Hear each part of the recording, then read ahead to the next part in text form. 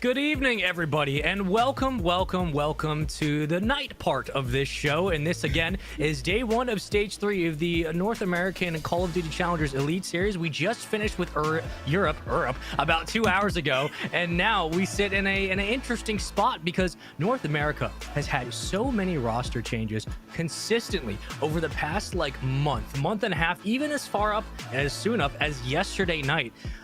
Welcome into what will be a chaotic night of North American Challengers Elite, and more importantly, all the rosters going head-to-head are going to be bringing a show. I can promise you that. But welcome back, everybody. I'm Spaceman. That is Fox and Alley, and this is the start of North America. Guys, I just want to get your impressions right off the rip. Fox, welcome into the next region, and man, the roster changes galore for all these 8 teams. Talk to me a little bit about it.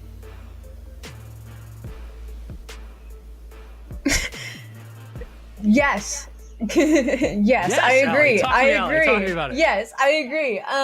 When it comes to NA, I said it earlier, they have so many roster changes compared to the EU region consistently, and it's always very last minute. That's very, off the bat, and it makes us struggle to keep up. And I think it almost keeps it interesting. It's NA's own region of, hey, grabbing attention. Look at me. Look what I can do.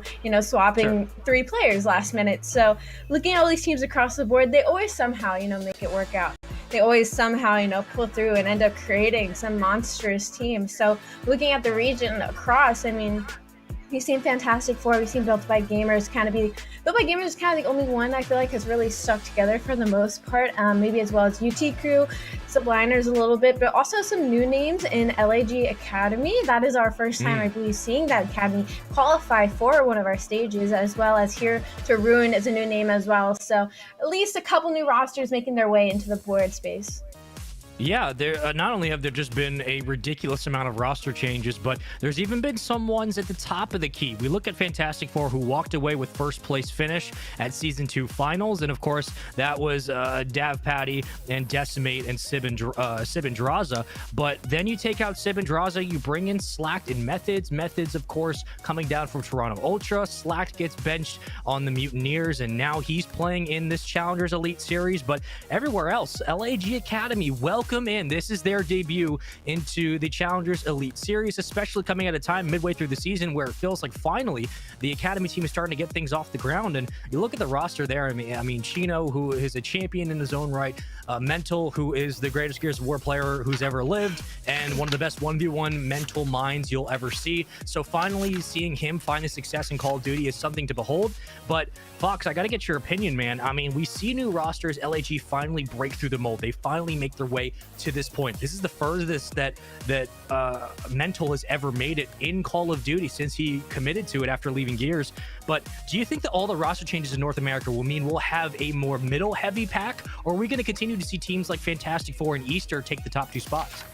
I definitely think that we start to see more people join in the league and then fill out that those middle and lower levels and just make it that much more convincing, or make it that much more of a competition. I mean, you saw just how quickly someone like John and the rest of Easter were able to shake up the competition and just shove those players at the top a little bit further, close to the middle of the pack and the bottom of the pack, right? It's only going to get harder from here.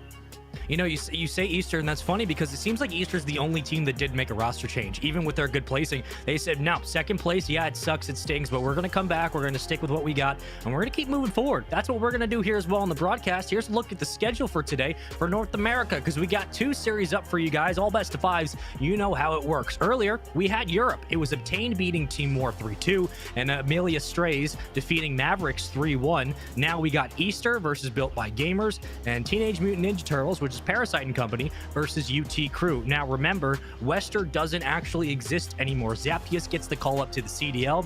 He's gone, and that means that he actually owned Wester, so that name, that brand, done. It no longer really exists. And Parasite, who has bounced between the Wester train for a while, and Alley, when Roster Mania was kind of going down, it seemed like when you commit yourself to coming through Challengers, you also had to commit yourself to at least going through Wester. It seemed like Wester were just taking players every single day, and then they would spit them out to another roster, or something wasn't working.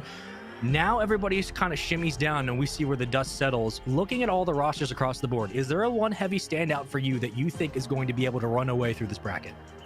If you're looking at mostly people who have made roster changes, I don't think so. I feel like we're so far into the game now and into our stages that it's really a big gamble with that many roster changes. I feel like early on, you know, the flip-flopping is happening everywhere and everybody's kind of making changes. So you could just accidentally make a God Squad and kind of force your way through to the top. But those teams, you know, kind of already happened. So, you know, we see that in, you know, Eastern. We see that in, I believe I had it here and now I don't. But we see that in BBG as well, who have slowly climbed their way into the top. So I feel like the teams that have stuck together are going to be showing up here a lot more than the ones that have just formed.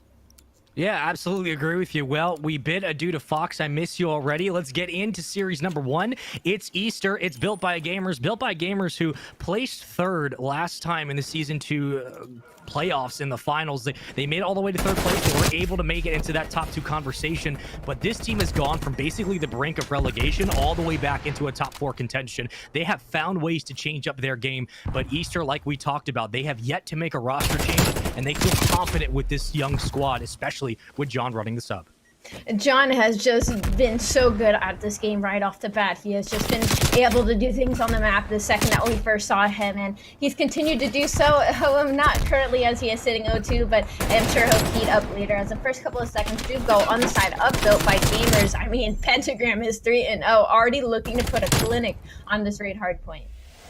Pentagram only has 6 bullets left in the sub, but you look at the flex on the opposite end. John usually running that role. We'll see if he continues with that in the start of Season 3. This is the first match both these teams will be playing on the mainstream here, and what a way to kick it off it might be for North America. Already with an early lead, Built by Gamers now 31 and counting. We look at the rotation to Kitchen, and it looks like Easter will have numbers inside, but a slow flank from the left. Built by Gamers trying to get cheeky on the opposite angle, but so far, Easter have done a good job of managing the damage and picking up the early time. Built by Gamers get the rotation, but Easter is just not letting it happen as they flood in through the front side and get control of P2. What was a comfortable lead by Built by Gamers is now dwindling away as Easter fight their way back in. Wasting no time, no expense. We're about to tie this game up, and the first lead change will be in hands of Easter. Numbers continue to funnel on through. The challenges are there, but Jared on your screen trying to find one more will be unsuccessful. And everything else seems to fall essentially where it may. And now we look at the rotation. All the way on the top side of the minimap, it is GodRx who is at the top of the mansion. So he's going to watch the cross coming through poolside, but numbers continue to fall. Easter picking up many, many kills, and that's going to make their job rotating through those back spawns much easier. You bundle up numbers inside the new hill, and if you're Built by Gamers, you've got to withstand this next push from Easter. Huge push out of Jared to kind of force his way close to Lambo, which allowed number 3 and 2. That's going to be Pander and GodRx and Built by Gamers that spawned all the way out. And now the cavalry from Easter is pushing their way in the front Lambo. And what was supposed to be a very good Money Hill hold out of BBG after getting that early rotation has now been picked apart by the Easter roster. They have definitely woken up in this game space, and now they have a good, comfortable, almost 50-point lead. Yeah, and if you're BBG, you're lucky enough to be able to pinch from opposite ends. Everything else has to come through the right and middle of the driveway. If you're not able to find a kill, well, then you're playing trades on the outside of the hill. You have not been able to contest, and the time continues to rack on up for Easter. They're about to cross 100 points. Our first team to do so here in Game 1 of this series. Remember, one more series after this, but we stay on board with Easter and Built by Gamers, arguably the second, 2, and 3rd teams in this entire region. And man, what a great way this has been able to kick off so far. Now, with the kill on the outside, it's Jared able to find one. Knows players are around, but he's in no man's land and gets cut down. Pentagram doing what he can to try and pull his team back into this, as again, they get early rotations, but we saw what happened last time. They got picked apart by the Easter roster. It looks like they're not looking to let that happen again, as all of them are spawning out poolside and letting a couple of seconds go to the Built by Gamers roster. And they bring in Panda for Built by Gamers, who's been a nice addition, but so far you're looking at GodRx at 4 and 10. He has to be able to pick up the pace just a little. You need to compete with the subs on the opposite end, and the AR battles have been winning it for Built by Gamers. Panda and GodRx combining for 2, and that's all 4 dead for Easter. So now we look at the rotation. 27 seconds to go back on basketball court, but it's a fight over the middle of the map. We go to Courtyard. Who's going to win the battle? Easter are going to be here first. They have the presence, but Panda suspects that the rotation might be coming through steps. He is right. He's able to pick up 1 kill. The numbers are still there, but it's basically clustered in 1v1s across the board. Very far spread out as Built by Gamers off spawn. Now they have to make the rotation to the new hill. Easter made a smart play by just kind of giving up that scrap time super early to try and set up this mid push, but they allowed Pentagram to kind of slip right by them and shoot them in the back. So now a little bit of pressure coming on the side of BBG, but the seconds will go on the side of Easter, but Pentagram is looking to invest his streaks here to kind of keep that lead from getting any further. And if you're Pentagram and BBG, you want to hold this position, so it gives you a lot of time at P1 back on the second set of hills, but you get flipped out, and Easter do a great job of isolating gunfights in the opposite spiral, and they completely switch spawns, so they're going to be set up for the next set of hills, but now you have to fight the fight in the hill. Welcome to Hardpoint. Jared able to pick up one. He gets cut down from the side. Numbers fall through, and it's trades across the board, but Easter might walk away with a victory here. Gravity able to fly on in before Pander cuts him down at range. Numbers are there for BBG, and the trades will surely be as well. Pentagram with a couple of shots, but John doing all of the dirty work, and on the opposite end alley, we look at P1 again for the second set of rotations, and as 10 seconds ticks away, it's BBG her first, but Fellow wants to stop him. I mean, that was a huge play out of John to even hit Old, because typically you'd want to rotate for that new spawn, but he wanted mid control, so his teammates had already rotated into Circle Hill, didn't get shot in the side, and it's really paying out for them now as BBG are all off the spawn and all coming from one side as all of Easter pre-fires and ready.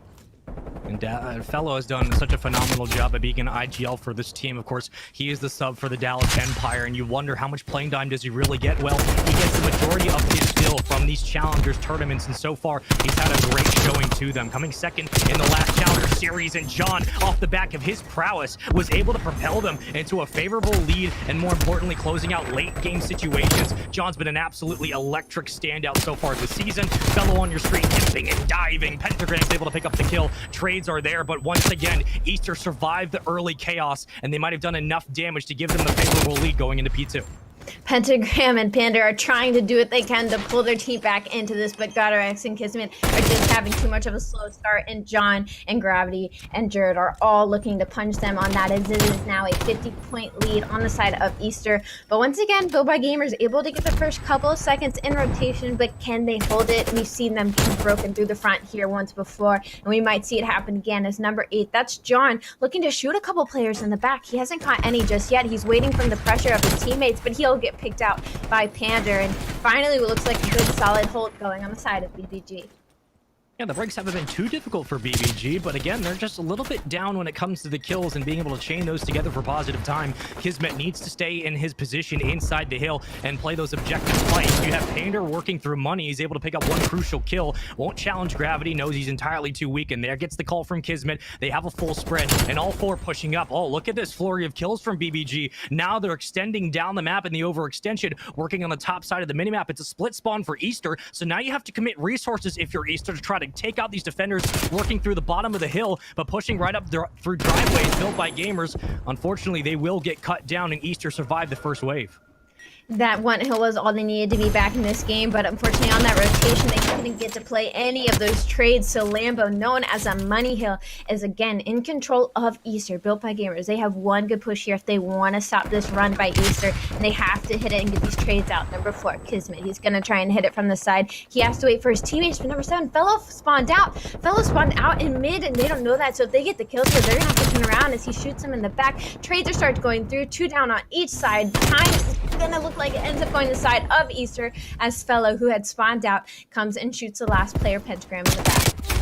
Easter are doing such an amazing job of siphoning off gunfights and just picking players apart. 2v1 situations would just open up the hill and make it so much more difficult to trade as a team. You're looking at the next set of rotations, and really it's going to come down to Easter. Fellow feeling very cheeky with the pistol in hand, but here comes the break. Fellow right through the bottom, not able to find the kill, but Pentagram gets cleaned up. Jared gets shot in the back, so BBG are able to scrap and claw their way through this hill, but here comes Streaks. Pander gonna completely wipe out all that he can. Gravity finds 2.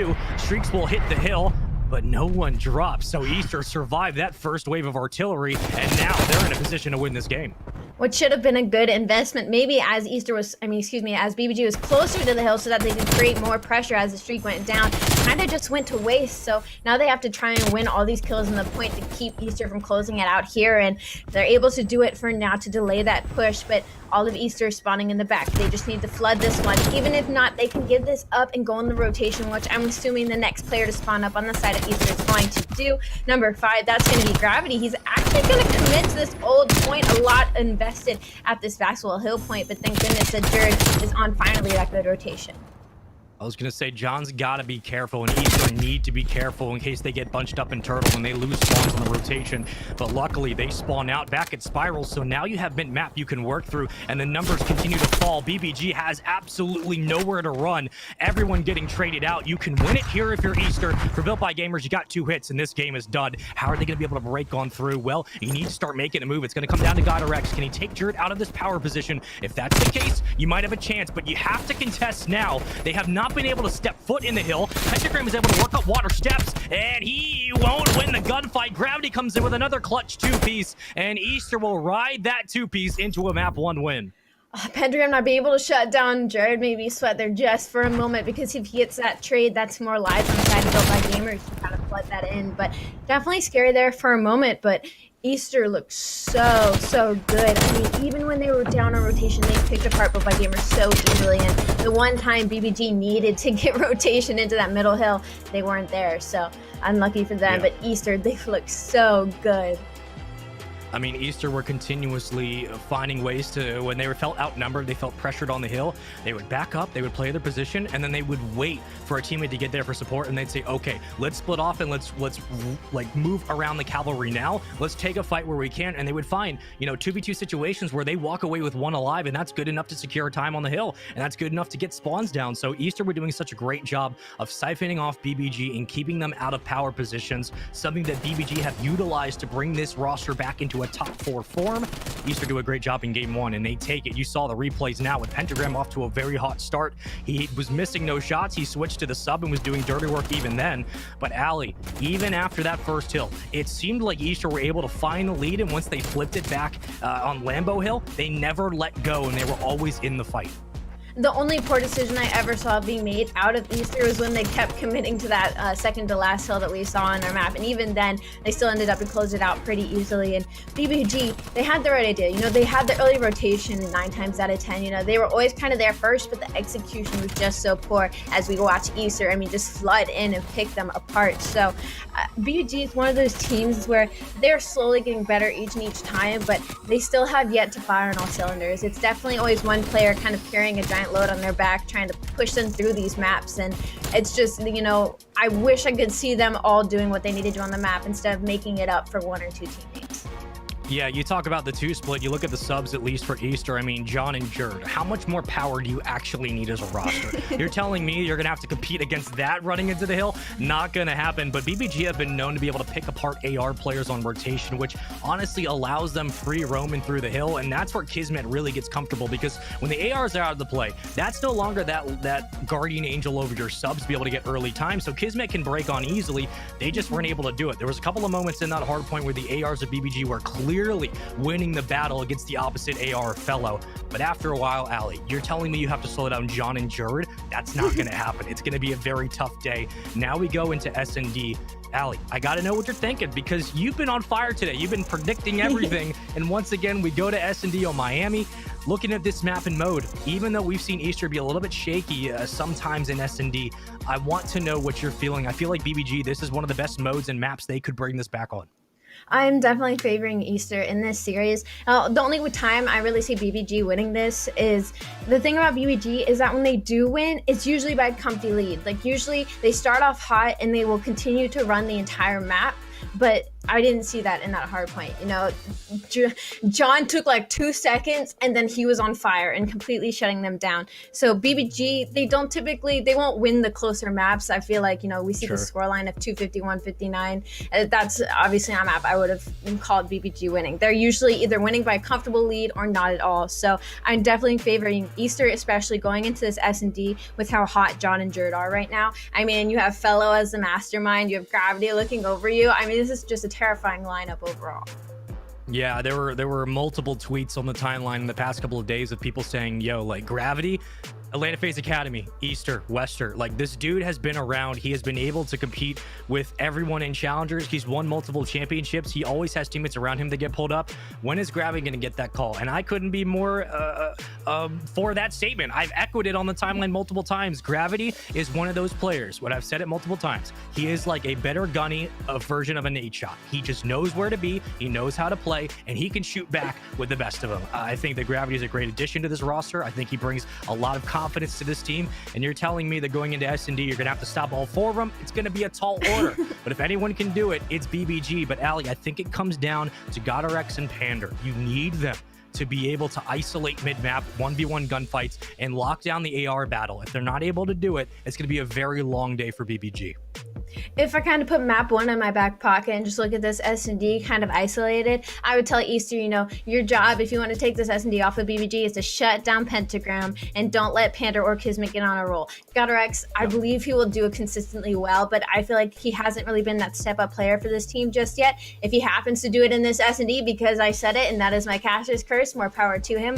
But Pentagram has just been consistently putting numbers up across the board, so I think it's really up to the rest of the players to kind of step up the plate and back him up. Yeah, Pentagram's been around for a while, and he will always give you consistent gameplay. That's something we've come to expect from him. For everyone else, I'm interested to know how BBG respond going into Game 2. But for Easter, this is basically day in the office once more. I mean, I saw somewhere there was like a stat, or there was a tweet or something like that, where it was like Easter have 4 or 5 coaches, and they have more coaches than some of the CDL teams, which I believe, because, I mean, if you know anything about Phoenix, you know how seriously he is taking every single matchup. And that's what scares me the most. Anyone playing against Easter, even Fantastic Four with the new additions of Slack and Methods, good luck. Let's get into game number 2. Let's get into Miami S&D, the largest map in history. And I got to tell you, it's going to come down to the ARs and Fellow in the battle against GodRx on the opposite end. I want to agree with you, but I feel like GodRx really shines when there's a sniper in his hand, and unfortunately we haven't seen any of those yet for Dew. Yes, it does hurt. It is very painful, and I'm very sad to see it, but I feel like that also makes some struggle in S&D here as we hop on board with John, as Bomb is looking to make its way towards the B site. Nobody making a super far commit yet, but number 8, I mean, Kismet is just running his way up to the spawn. He finds first blood onto Fellow, kind of rotates through the back. Looks like Gravity's trying to find him, though. Hopefully get a little bit of sound as he makes his way all the way deep through spawn. Kismet, I love the route man. The route man always gets paid, but hopefully John and Jerd get that call out that they need to turn around and turn it around soon. Gravity turns around like a half second ago and is like, did I hear something? Nah, it couldn't be me. And just immediately falls off the place. So Kismet hitting the long flank, the longest one we've seen so far today. Only kill so far for BBG. I mean, quite literally, this is a marathon. If he gets to the site and picks up kills, I will be furious. Jerd gets cut down. This is the greatest play in Challengers history as Pentagram tries to pepper a couple of shots on top of Piano. Bomb is down in a very precarious spot. Pentagram gets ripped off of that position by John. Flex in hand, numbers fall quickly. 2v1 Easter. What is going on? What more can Kismet do? He took the longest flank of a lifetime to get 2 first bloods for his teammates, and they somehow still end up in a 2v1 and end up losing the first round. I am in nothing but pain for Kismet right now. I mean, you quite literally put on Marathon Pro and sprinted across the map. No one heard you. Oh, it wasn't even like a crazy decision. Like, he knew what he was doing the second the round started. This man was sprinting across the map with not a worry in his mind. I am in so much pain for you, Kismet. I'm furious. But Easter, John in 2-1, Gravity 2-0. They 2v4'd the round. Easter, down numbers, not even sweating. Biggest question for me going into this one, obviously, is the AR battle, but post-plant positioning for BBG is usually pretty close to perfection. Trophies are down. Kismet has to know that there might be one in the back alley. It will be Jerd. He's running the Creek 6. He knows that Kismet's going down now, so nades are out. John's gonna get the call, but has to be careful. Numbers are there in Garage. Painter takes him down. The cross is worked out effectively. You watch over your front bomb carrier. Gravity now trying to work his magic. He's able to find one, dips out with his life, and Painter playing far back at the bomb site. You can't let that shoulder peek out of Gravity happen now, even, and Pander's answering to 2 gunfires. Pentagram trying to get the help, but Gravity's playing so aggressive here, already pushing all the way up. Fellow trying to ninja defuse, but GodRx has something to say about his. He takes down 3. And as you just said, their post-plant positioning was fantastic as they now take up the round to tie up the search and destroy.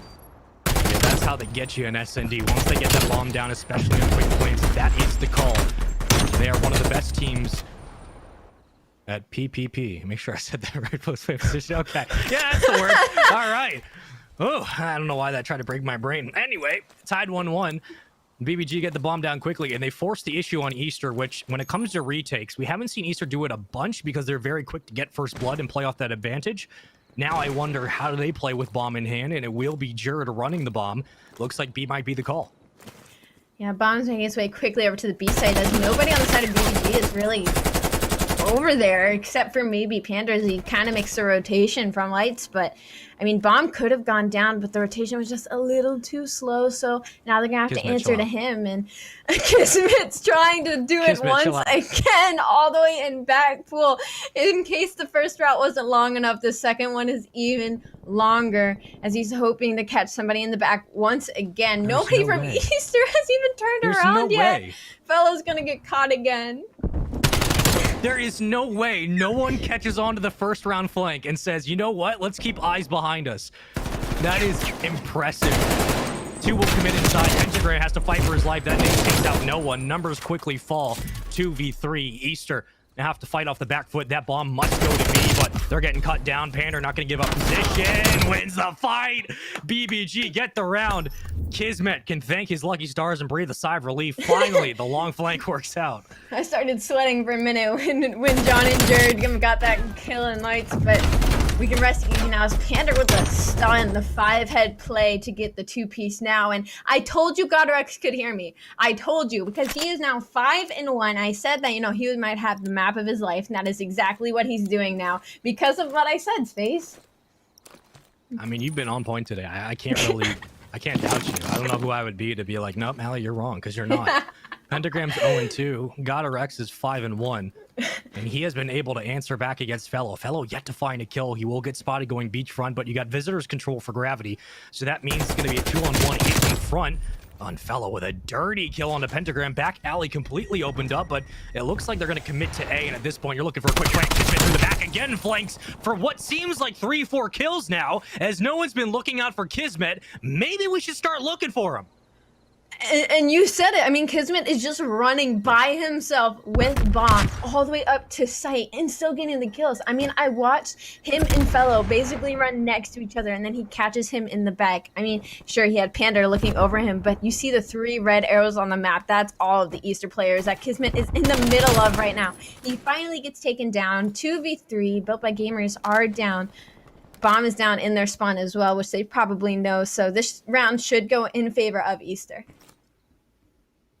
Unless GodRex decides to go demon time real quick, you should be looking at a tie game here.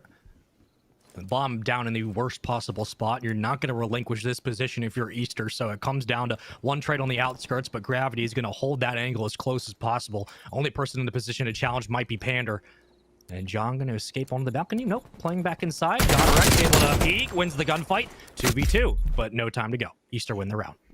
Yeah, the clock dwindles down. The kill is flashy, but unfortunately the bomb is still in spawn on the side of Easter. So I'm gonna watch Fellow's little peek out on the Pentagram from mid. Oh, he was one shot too. That's gotta be upsetting. But now still tied up Eastern BPG. This is definitely more of a showing than we expected. Pentagram is 0-3 still. Fellow sitting at 1-4, but we can't really blame him as he's been shot in the back by Kismet, I believe, almost 3 rounds in a row now. So we'll cut him some slack as we're on board with them, heading our way over to the B site, as it looks like 3 members from BBG are going to look to answer it. Yeah, Kismet's 4 kills have come directly off the flank. It's not something you usually say, and well, Fellow gets caught peeking. Out of position. Kismet once again will punish an awkward team kill by Gravity, and then that's the round. Okay, well, you can't shoot your teammate in the back. That's not how this works, but BBG get a couple of kills and they win the round. Yeah, I blinked and it was over. BBG now up 1 in the search and destroy on board with Kismet as he, oh god, this is a headshot right onto Gravity. BBG definitely, they're getting in Easter's face, and I feel like they're not knowing how to respond because you can't really turn around for Kismet. He's been in their head so much now that as they start turning around for him, they're going to get punished by GodRex, by Pander, who are going to be hitting them from the front. So, I mean, BBG has just done a great job of kind of putting the pressure on the Easter roster.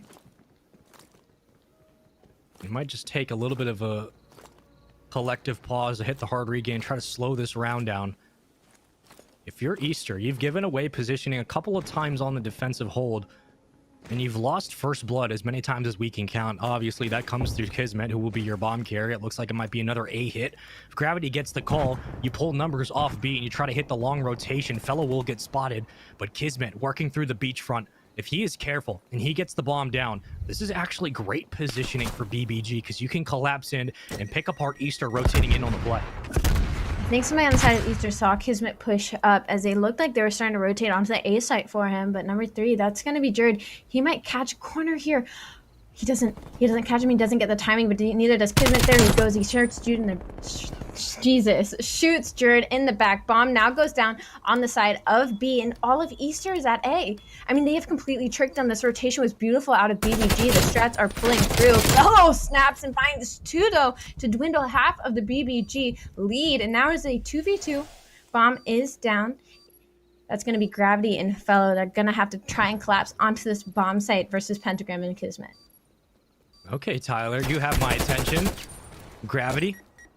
Beat that nade. Kismet challenging. Kismet winning. Fellow in a 1v1. This would be for the basically 1v4. How the gunfights have fallen. 15 seconds. He's going to stick it. Yeah, that's basically all you really can do. Kismet going to come up to the challenge. He should be able to pick up this kill. He will. Round to BBG. Fellow did all he really could, even almost got the 1v4, but well played by BBG on the late rotation. It comes through Kismet, working through back alley. They pick up that kill, and it's a free side on the opposite end. It was a huge 2 out of Fellow, but unfortunately it was just a little bit too late to try and pull that round back. And like you said, only so much he can do with bomb down and the time dwindling. He either could just commit to one angle and hope that Kismet peeks it in time, or just go for the defuse. And Kismet able to get that kill on him. He's sitting at 9-3. GodRx at 6-2 across the board, built by gamers. Even is up 4-2 in the search and destroy. I mean, they are just playing lights out S&D right now, Space. And as we watch Bomb on the side of Easter try to make its way towards the A site, they're going to have to answer to the long range of GodRx. Well, you have Fellow playing the same exact position as he was 2 rounds ago, and it's a 1-3 hit on the opposite end. Fellow playing a complete island and has 3 members of BBG around. This is such a strange call by Easter. Not because of the style, but because of what happened 2 rounds ago. Fellow got picked and the round collapsed. Now the bomb moves up, and we get it down on A, so that will be the call. 1 just on the opposite end. It's GodRx on the other corner. He's going to come in. He's going to pick off everyone. What is Easter doing in this S&D? 1 left alive. Fellow, who was out of the play just by design, has to come through, picks up 1. Oh, GodRx trying to get the defuse. He's going to get it. He's going to get it. Oh, he gets it in time. I don't know how in the world this even happens, but BBG, the balls to stick that play. Fellow can't find the shots, and they're up 5-2. It's so unfortunate that Fellow had to reload there as he almost got the hit onto GodRx onto that second kill. But, I mean, GodRx stuck it. I'm so surprised he didn't try to hop off and make that chow. And BBG, I mean, the second they got ahead, they started running with it. And, I mean, they are just playing lights out. It's not even... Easter have been making small mistakes, but BBG has just been capitalizing them. I mean, they have just been playing an incredible match in Miami S&D Space. If you go back and you watch this S&D, you got to throw this whole thing in the bin if you're Easter. This has been a weird call to leave Fellow on the outside island when they have not been winning first bloods that often. He hasn't been able to find much. I mean, he's 7-6, so it sounds like the stat line is negating the point, but he was out of the play for far too long. Kismet now going to try to work up. Maybe it's some magic Easter needs to find, but Kismet wins the first blood. A little bit of shots for some good measure. Bomb will go down. Nades are there, and he will survive. No optic ban here, and he's getting challenged. Everyone drops. Pander and GodRx combined for 2. Gravity last alive, 1v4. Oh, Easter. What a weird and unconventional showing. BBG bounced back. It felt like because of Kismet's flanks, I mean, the entire pace of Easter was just completely thrown off. It was such a close game, and then Kismet kind of stops doing the flanks and starts playing with his teams, and it completely throws Easter off their rocker. They have no idea what they're doing. They start making little mistakes, and BBG just started capitalizing immediately and started getting in their face. I mean, we just saw in those last 2 rounds, those gunfights were insane. I mean, it's all 4 players of BBG just getting the trades out. None of them fell. I mean, again, I'll say it, BBG, once they start to win, they win in a convincing fashion, and I feel like that's exactly what I just watched in the S&D. I mean, even if you're telling Fellow to watch the flank, which, you know, he wasn't doing in that situation because Kismet was rotating through the back of pools every time, I don't understand what the strat was in this S&D, because each time not only were you kind of losing first bloods and you were giving up the flank to Kismet, but your calls to move bomb up onto the site were pretty predictable. And when they'd put bomb down, Panda or God or X would be on the opposite end and just peek out and pick up 2 kills. It just collapsed way too quickly, and the post-plant positioning for Easter was abysmal throughout this entire game. BBG were winning big gunfights at mid-map, and they were just locking down every single look. That was, and for a team, that kind of caliber for Easter, that was one of the weirder and worst S&D performances they've had, but BBG made it look so convincing. Yeah, no, it was 2-2, and then the second it went 3-2. I mean, BBG just started running with it. I mean, like I said, it was done. A switch was flipped on the side of BBG, and they just shut out Easter completely, and Easter just couldn't get a foothold. Second they got a foothold, GodRx got 3, Kismet got 2. I mean, they just kept shutting them down every single time. A glimmer of hope started happening on the side of Easter, and that's when I started to think, GodRx, I mean, obviously he's a very good S&D player. You look at Pentagram, he's obviously notable in S&D, and Panda and Kismet, I mean, they're pretty good across the board. But I also look at their coaching, and I look at Coach Ronan, and I know I've had some good talks with him, and he is a very strategic, by the book guy, and I just look at watching BBG in that S&D, and I can just see it in every single play, how much he's drilled into them, what to do, how to do it, and when to do it, and you can really see it paying off.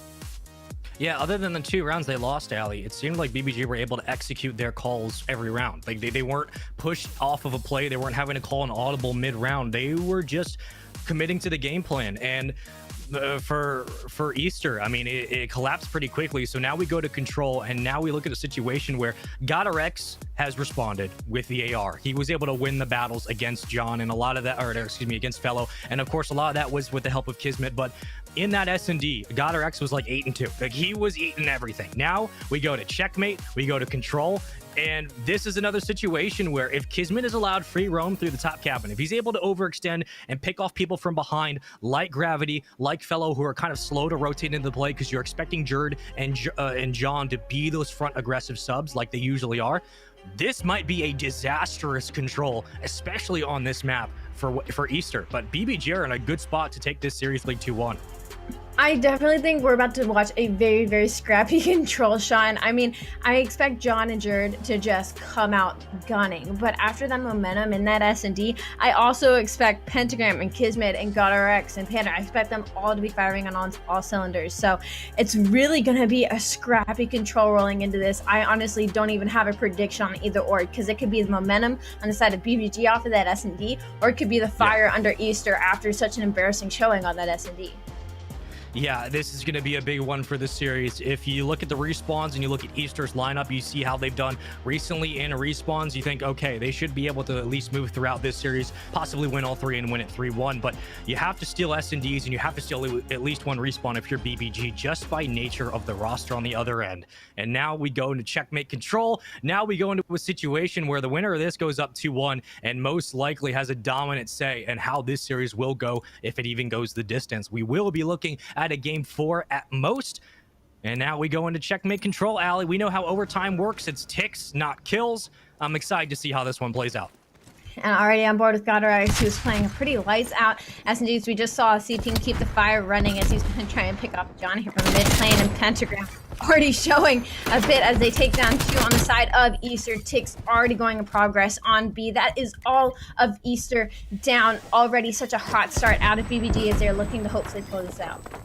And they flip the spawns all the way on the opposite end, so you're looking at a push through shipping. Now you split numbers onto the point, but it's already capped for BBG. We spent no time. A minute on the clock, 2:15 to go. Kismet at the top of the plane, but 2 kills will fall for Easter through the back. It is Kismet. He will be combined with Pander. So numbers are here, 26-24 lead there for BBG. Another awkward win, but a win nonetheless as Kismet moves on to the point, and they're going to start working on A.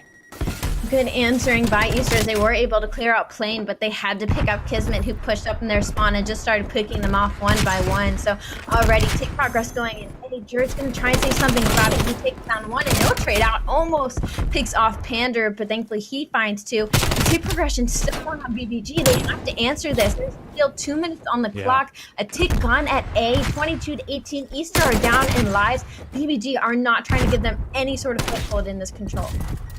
best case scenario for Easter was to have lane control with John staying alive and then zone all of BBG back past the spawn and then just keep them funneling right down mid lane into the point, pick up easy kills, win the round. So far, it's been anything but. They have been losing the midfield battle. They've been losing plane control. John now at the opposite wing. How does he play through the cabin as that tick still looks like it's going to be continued on? But one player on the outside, it will be Jerd, who's pushing far up into the BBG spawn. And John still finding ways to pick up kills, but Fellow working through the back does his job, and Gravity working there with him. They'll hold off for now. Easter able to delay the push for now, and now they're trying to get their way up in the spawn and maybe force a trap here, but they have a lot of work to do still. BuiltBar Gamers, they have 1 minute and 20 seconds to push their way out of this, and only one ticket A as they're running off the back of Kismet, who finds two, already in progression now. John has to get them out of this as he's by himself. No teammates are going to be there to help him. That is an offensive round right off the bat on the side of BuiltBar Gamers. So not only now do they have 6 ticks under their belts going for the possible overtime, but they took an offensive round right off the bat, which again, I feel like in control, it's always about the defensive hold, and you never want to give up an offensive, especially this early. And now BBG can just kind of sit back and play an easy 2 defensive rounds. And Easter, I mean, they have a lot of work to do. Yeah, just a wave or two ago, Ali, all that Easter really needed to do was have plane control and zone out the spawns. They weren't able to do it. BuiltBar Gamers wasted no time off the respawn. They picked up the kills, and they moved through for the cap. It was a very quick round 1, and for Easter, you just got to slow the bleeding and now get yourselves on the board as you start on offense. We'll see who picks up the first couple of kills, but on the first start, Ali, I mean, you're sitting at 30 lives, so you have some to give. You have time to be able to pick up map control and kind of figure out how you want to play through on offense. But it also comes down to having plane control. So far, it's been BuiltBar Gamers who have zoned out Easter onto A, though Easter are getting the progress. We'll see how long it lasts. The split push out of Easter is kind of their saving grace, as a lot was kind of pushed towards the B site on the side of BBG and allowed Easter's cavalry to push up and get these first couple of ticks on A, which is arguably one of the hardest sites to offensively capture. So to go for that first is looking like it's going to pay off for them, as Jerd is just trying to keep the wave of BuiltBar Gamers back into their spawn. I believe it was Fellow who died at the bottom of the wing on B, so he bought his teammates enough time to be able to get that cap. So we'll add another minute to the clock, and John can't win the gunfight. Nonetheless, we continue on board with Fellow, able to find one big gunfight, but the numbers are there for BBG. All the kills drop, and they have the positioning currently on defense to be able to make Easter's life absolute hell. How do you play through the plane if you're Jerd? Well, you need to find a kill first. Kismet will shut him down. Fellow will come in for the trade. No, Kismet wins both, and things quickly collapse for Easter. John needed to push up that spawn way earlier, as he kind of just sat there by the A site for quite a couple of seconds, not really doing anything. And by the time he made the decision to push up, Pander was there and waiting, able to get that kill. So what was supposed to be a pretty good push on the side of Easter is kind of getting answered by BBG, as he almost pushed up all the way to their spawn. Got a Rex taking a couple down with him, but finally a little bit of a foothold for Easter. They have 1 minute and 20 seconds. We're seeing a bit of a similar situation, but Pander takes down 2. I told you it was going to be scrappy, Spaceman, and neither team is trying to give up anything in the second round of control. You know, every time we're on board with Kismet, it's either a kill coming through the plane or a kill coming through the back. It's the flank or dead center, and it's been working. He's been making Easter's life that much more difficult to move on to the point, and you're looking at 11, 12 life counts, so Easter have resources, but not many. You got about 2. John has to be able to pick up a couple in the back. This would open up B so much. Able to find one. Pentagram, not short for this world, and now you look at the collapse in onto the point, but Kismet wins another big one. It's still going to be up to Jerd. He only has a couple of more seconds to cap this. Everyone now collapsing in on the point. He's going to get cut down, and numbers funnel on through for BBG. They're doing a great job holding on, but Gravity, AR in hand, needs to find one more kill to open up the site. Running off the back of that flank, I mean, you would have wrote it off as for Easter, but Godorex kept his team alive as he won probably the most important 1v1 in this round to get that tick off, and now it is 4v4. BuiltBar Gamers are in a position to win this. Number 3 and 4, it's Pander and Godorex on your mini-map. They're just sitting deep back. Hopefully they can try to pick one off. Pentagram almost catches Jerd in plane. This is where it's gonna start to slow down. They're gonna try and get this trade here. John and Jerd. Pentagram knows what's about to happen, and I mean, some kills need to start going here. Jerd is about to get picked through plane. There's 2. Time is going down. There's 20 seconds on the clock. They need to get this tick or all the kills. 3v3. The trades go out. Godorex trying to keep his head. Takes down Fellow. BG 2v1. Pentagram falls. There's a 1v1. But Jerd, you have 13 seconds. You have to get into the point. Godorex knows where you are. He's pre-aiming your cross, and he doesn't get caught up Spaceman, 1v1 control. Who do you have? Well, Jared's got the weapon, and Jared's got the win as well. It's the sub up close. It's going to be easy as that, and that's what you needed from one of your front subs. And Al, you were talking about as that round closed out, you just needed someone to be able to step up and kind of sway things back in your favor. Well, Jared stays alive long enough. It was a 2v1. He makes it a 1v1, and he rotates in time. GodRx had the weapon to work with at range, but he didn't have the line of sight onto Jared. And Fellow broke it open by moving through the back of plane, picking up 1 kill, causing Kismet to move out of that sniper tower. Everything else collapsed in under the wing, but it was such a great duo collapse in by Easter in the plane. They threw shoulders, they got Pentagram a little bit nervous, and once that happened, they collapsed in on the site. Well done by Easter, and a good responsive round going into round 3. I knew it was going to be scrappy, but for a controlled round to go down to a 1v1, that is next level. Unfortunately, GodRx just did not have the gun for that close-up fight as we are heading into now round 3 of this control. Is going to be the offensive now for the Built by Gamers, as they are already starting to make that tip progression, but Easter quickly shut all of them down. And not only that, but Easter are starting to push kills together. Pentagram responds with a double of his own, but it was 3-4 in a row. Another double kill for Easter, and all of a sudden the life count, well, it's about dead even, so shut up, Spaceman. All right, Spaceman, still tied 1-1, 59 seconds, and zones continue to progress at the moment for BBG. A big win by GodRx, but he's going to get challenged by Gravity in just a couple of moments. Who else is here? Well, you have Miller stacked, Pentagram as well. I believe Kismet is on the opposite end. He's out for a challenge, and he will get dropped. Fellow on the top of the shipping will get cut down. GodRx with 4 massive kills on this point, and he might have done just enough. Yes, he did, to get a lockdown. BBG looking to answer to the exact strat Easter did just moments ago, as they went first to the A site to get that first cap, and now B should be a bit of a breeze, but again, I look back at the 1v1, and that isn't exactly what had happened. So life count 20-19. Easter only down 1. John looking to hopefully pick Kismet off in the back. Trades go through on both sides. No leverage really on either side of these teams, as I mean, this is a very close game of control. A minute 30 on the clock. No progression at the B site. Number 6, that's Jared. He's going to catch a couple off the spawn. Maybe going to catch Kismet as well as he passes by him. Somebody needs to take him down if they want to get any progression under that plane.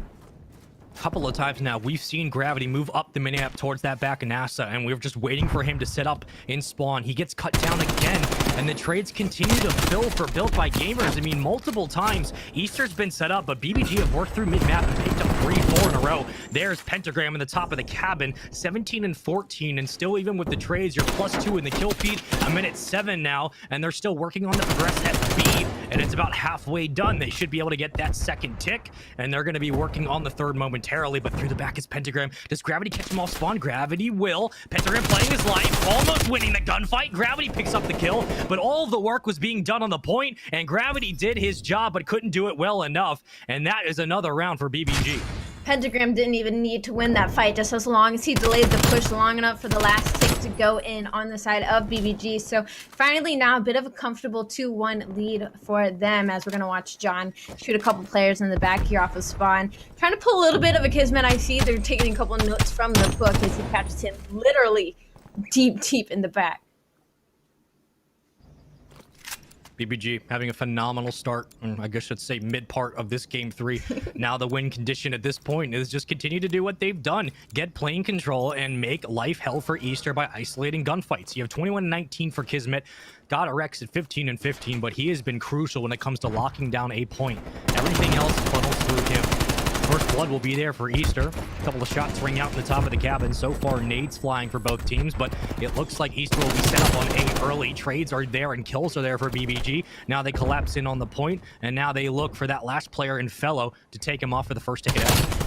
GodRx and Pander knowing about the full push towards A site on the side of Easter and quickly shut that down as Jared was looking to push up into their spawn. And now first couple of seconds already going the side of BBG. No tick progression at A as it starts to get decapped. And now number 3, that's going to be Pander. He's sitting up inside of Easter spawn just waiting for a moment. It almost seems like somebody had wind of him, but not yet as he turns and burns onto Fellow. He goes down, and now all of Easter have to try and pick Pander out of their spawn. And Pentagram and Pander have been lights out in this series ever since that first hard point. Everyone's turned it around, and Kismet was leading the charge, especially the bull rush in that S&D. The flank was almost perfect every single time. Couple of more kills fall. Easter able to pick up 2 off the back of Gravity's AR. Jerd will come in for the 3rd in the cleanup. 39 seconds now. You need Easter to get in onto A and start committing to a site. Decision has to be at least one part, but where do you go? Kismet gonna call in the artillery. Doesn't connect with anyone. Godorex able to find 2 kills, so it might have done the artillery's job for it. And John gets shut down very quickly off spawn. BBG once again making mid-map just look like an absolute breeze. Godorex found 3 there. The streak didn't even find 1, but who needs a streak when you have Godorex killing over half of your team? Now that's going to be Pentagram and Pander pushed up in your spawn. There is only so much Easter can do here with 17 seconds. Fellow, though, doing his best to try and give his team a lifeline to make their way onto this A site and hopefully get some progression to stop the bleeding. The question is BBG crazy enough to contest? Yeah, that is the answer. 15 seconds now. Here come the rest of the streaks. Kismet, can he find anyone? Easter need a plan. They need it now. Jerd, not going to survive, but here comes everyone else from BBG. And with 5 seconds to go, is anyone close? Not going to happen. We're going to move on to the plane. Maybe they'll get on. They will. Last player alive. That's it. BBG take care of business in control, and they win it 3-1. I mean, I feel like I'm watching a completely different Built by Gamers from that first point. I mean, they were just shutting it down time and time again. They got that first offensive, and then they got another one, and then closing it out 3-1. I mean, Godorex just suddenly started playing lights out this past 2 map space. I feel like this is a Godorex, we've been missing to see. This is the Godorex we typically see on LAN, and everybody freaks out about, and to now see him online as well, kind of light it up. It's definitely an exciting thing to see. Ali, the ebb and flow of this series so far has been, if you're BBG, we're going to execute our game plan, and if you're Easter, you just got to deal with it. And Easter have just had to deal with it. I mean, you look at the S&D, it was completely BBG. You look at the control here. After that one round that Easter were able to respond with, tied up 1-1, BBG never looked back. They had mid-map control the entire time. I mean, even with Gravity overextending just a hair, and not even then, trying to push up to NASA spawn and catch players rotating off of their initial break, everything else was pretty easily read. And even then, Gravity didn't find many kills. The one time he goes off spawn to take down Pentagram, they lose the round because no one else is in a position to contest. A big 1v1 gunfight goes the way of Easter, and thanks to Jerd, they kept themselves in the game. But Ali, BBG have just been committed to this game plan of mid-map control, and they've been winning it handedly. No, absolutely. And I think Easter almost had like the off thought of that. I feel like they always thought that BBG was behind them or trying to push up in the enemy lines, and that wasn't really the case. They always just kind of played closely together in mid-map and played their trades, where Easter was constantly trying to send maybe 1 or 2 players to get on that flank and just spawn kill. And that never really ended up working out for them in the end, and yet they just kept pushing that same strat, and they just weren't able to get any footholds, and BBG really capitalized on it. This is the scary thing. Now we look at the game 4. We look at the hard point. This is what kind of terrifies me now. If BBG are feeling this comfortable in game modes that require that kind of slow pace and then quick succession and control in S&D, what are they going to do once they get a lead in hardpoint if they do? If you're Easter, this is actually one of the times where I'm saying I don't know if I fully trust them in the hardpoint to be able to close it out. I think if you're BBG, this is the best time you have to be able to submit kind of your style on this season 3 and say, hey, this is the way we're playing this year. This is the way we're going to be playing this season, and we're going to take down some of the top dogs. I think BBG are going to come into this hardpoint and win it. No, I'm eating my prediction as we speak. I think BBG is about to just shut down Easter going to this hard point. I mean, I have it literally in my notes that BBG, once they start hot, they are literally unstoppable. They win in such a convincing fashion the second they get on a roll. So, I mean, they're doing exactly that. The second they got that lead hold in the S&E, they ran with it. The second they got a foothold in the control, ran with it. If Easter don't completely shut them down within the first 2 hills in this hard point, I think BBG are 100% going to take that foothold and run with it. Well, we're going to Moscow hardpoint, which means that there are many different ways Kismet will get behind you and create problems. Also, we know what Fellow and Gravity can do on this map is AR, so that's going to be the win condition for Easter. If you're a fan, you need Fellow and Gravity to be lights out as ARs on this map. For John and Jerd, I mean, continue to play about neutral. You'll still have success, but BBG in a very good spot to be able to close out this map 4. If they do, they win the series 3-1. Will we go to map number 5? I have yet to see an Express, and that makes me depressed, but regardless, let's get into map 4. Let's see what we got on the table. Ali, you've been right so far today. I gotta go again with you. You're taking BBG. Who do you think is going to be a standout? GodRx, 100%. This is such a long-range map, especially in Moscow, and you were right to talk about the ARs. I think GodRx, I mean, he has just flipped the switch the second I even talked bad about him, and he's going to continue to do so as we hop into this Moscow.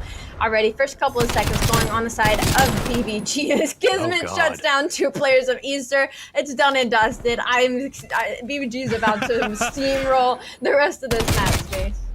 I've never heard a caster call the game in the first 11 seconds, but if Ali gets this right, that's 10 gifted right there. Early time is there for BBG, but Easter with the break. And now you're just looking at the 50-yard line for the start as the spawns will be out. BBG now thinking about P2, as this one will be highly contested. Jared working through the back, able to pick up 1, but gets cut down in the trade. So far, Easter doing a good job of corralling the kills and keeping them right in front as they get challenged from mid-street. And main control is there for GodRx and company, now working through Statue. John can't find anyone. The cavalry continues to follow on through for BBG, and we're looking at the P2 rotation already. In my head there, I was screaming for Pentagram to back up because they were about to spawn out as all but my team started to fall near street. And I almost wish they didn't commit as much as they did, but Pander looking to be the lifeline as he is in top green, picking apart Easter off the spawn from behind. How did nobody go up there already and catch him? Now BBG looking to get this control from the front as they start picking apart Easter, who are trying to hang on to these spawns by a thread. Yeah, there's only one possible place Easter could spawn given the current setup, and that's right at the bottom of the station. So if they keep spawning there, I mean, BBG, you know where the gunfights should be, but Fellow, 2 kills in a row. John's on a 3 spree. As Pentagram tries to take him down, he will do so, and he's successful. Jared at 4 and 2, Gravity at 5 and 4. So numbers are here in the hill early for Easter. They were not able to get the early rotation, but they got the break, they get the early setup, and they get the majority of that time. We go to P3 on rotation, and now we look at the top side of your minimap. It's Fellow, who has a couple of key gunfights he has to win, but Pander will come out on top, and Built by Gamers have the setup. Oh, the trade.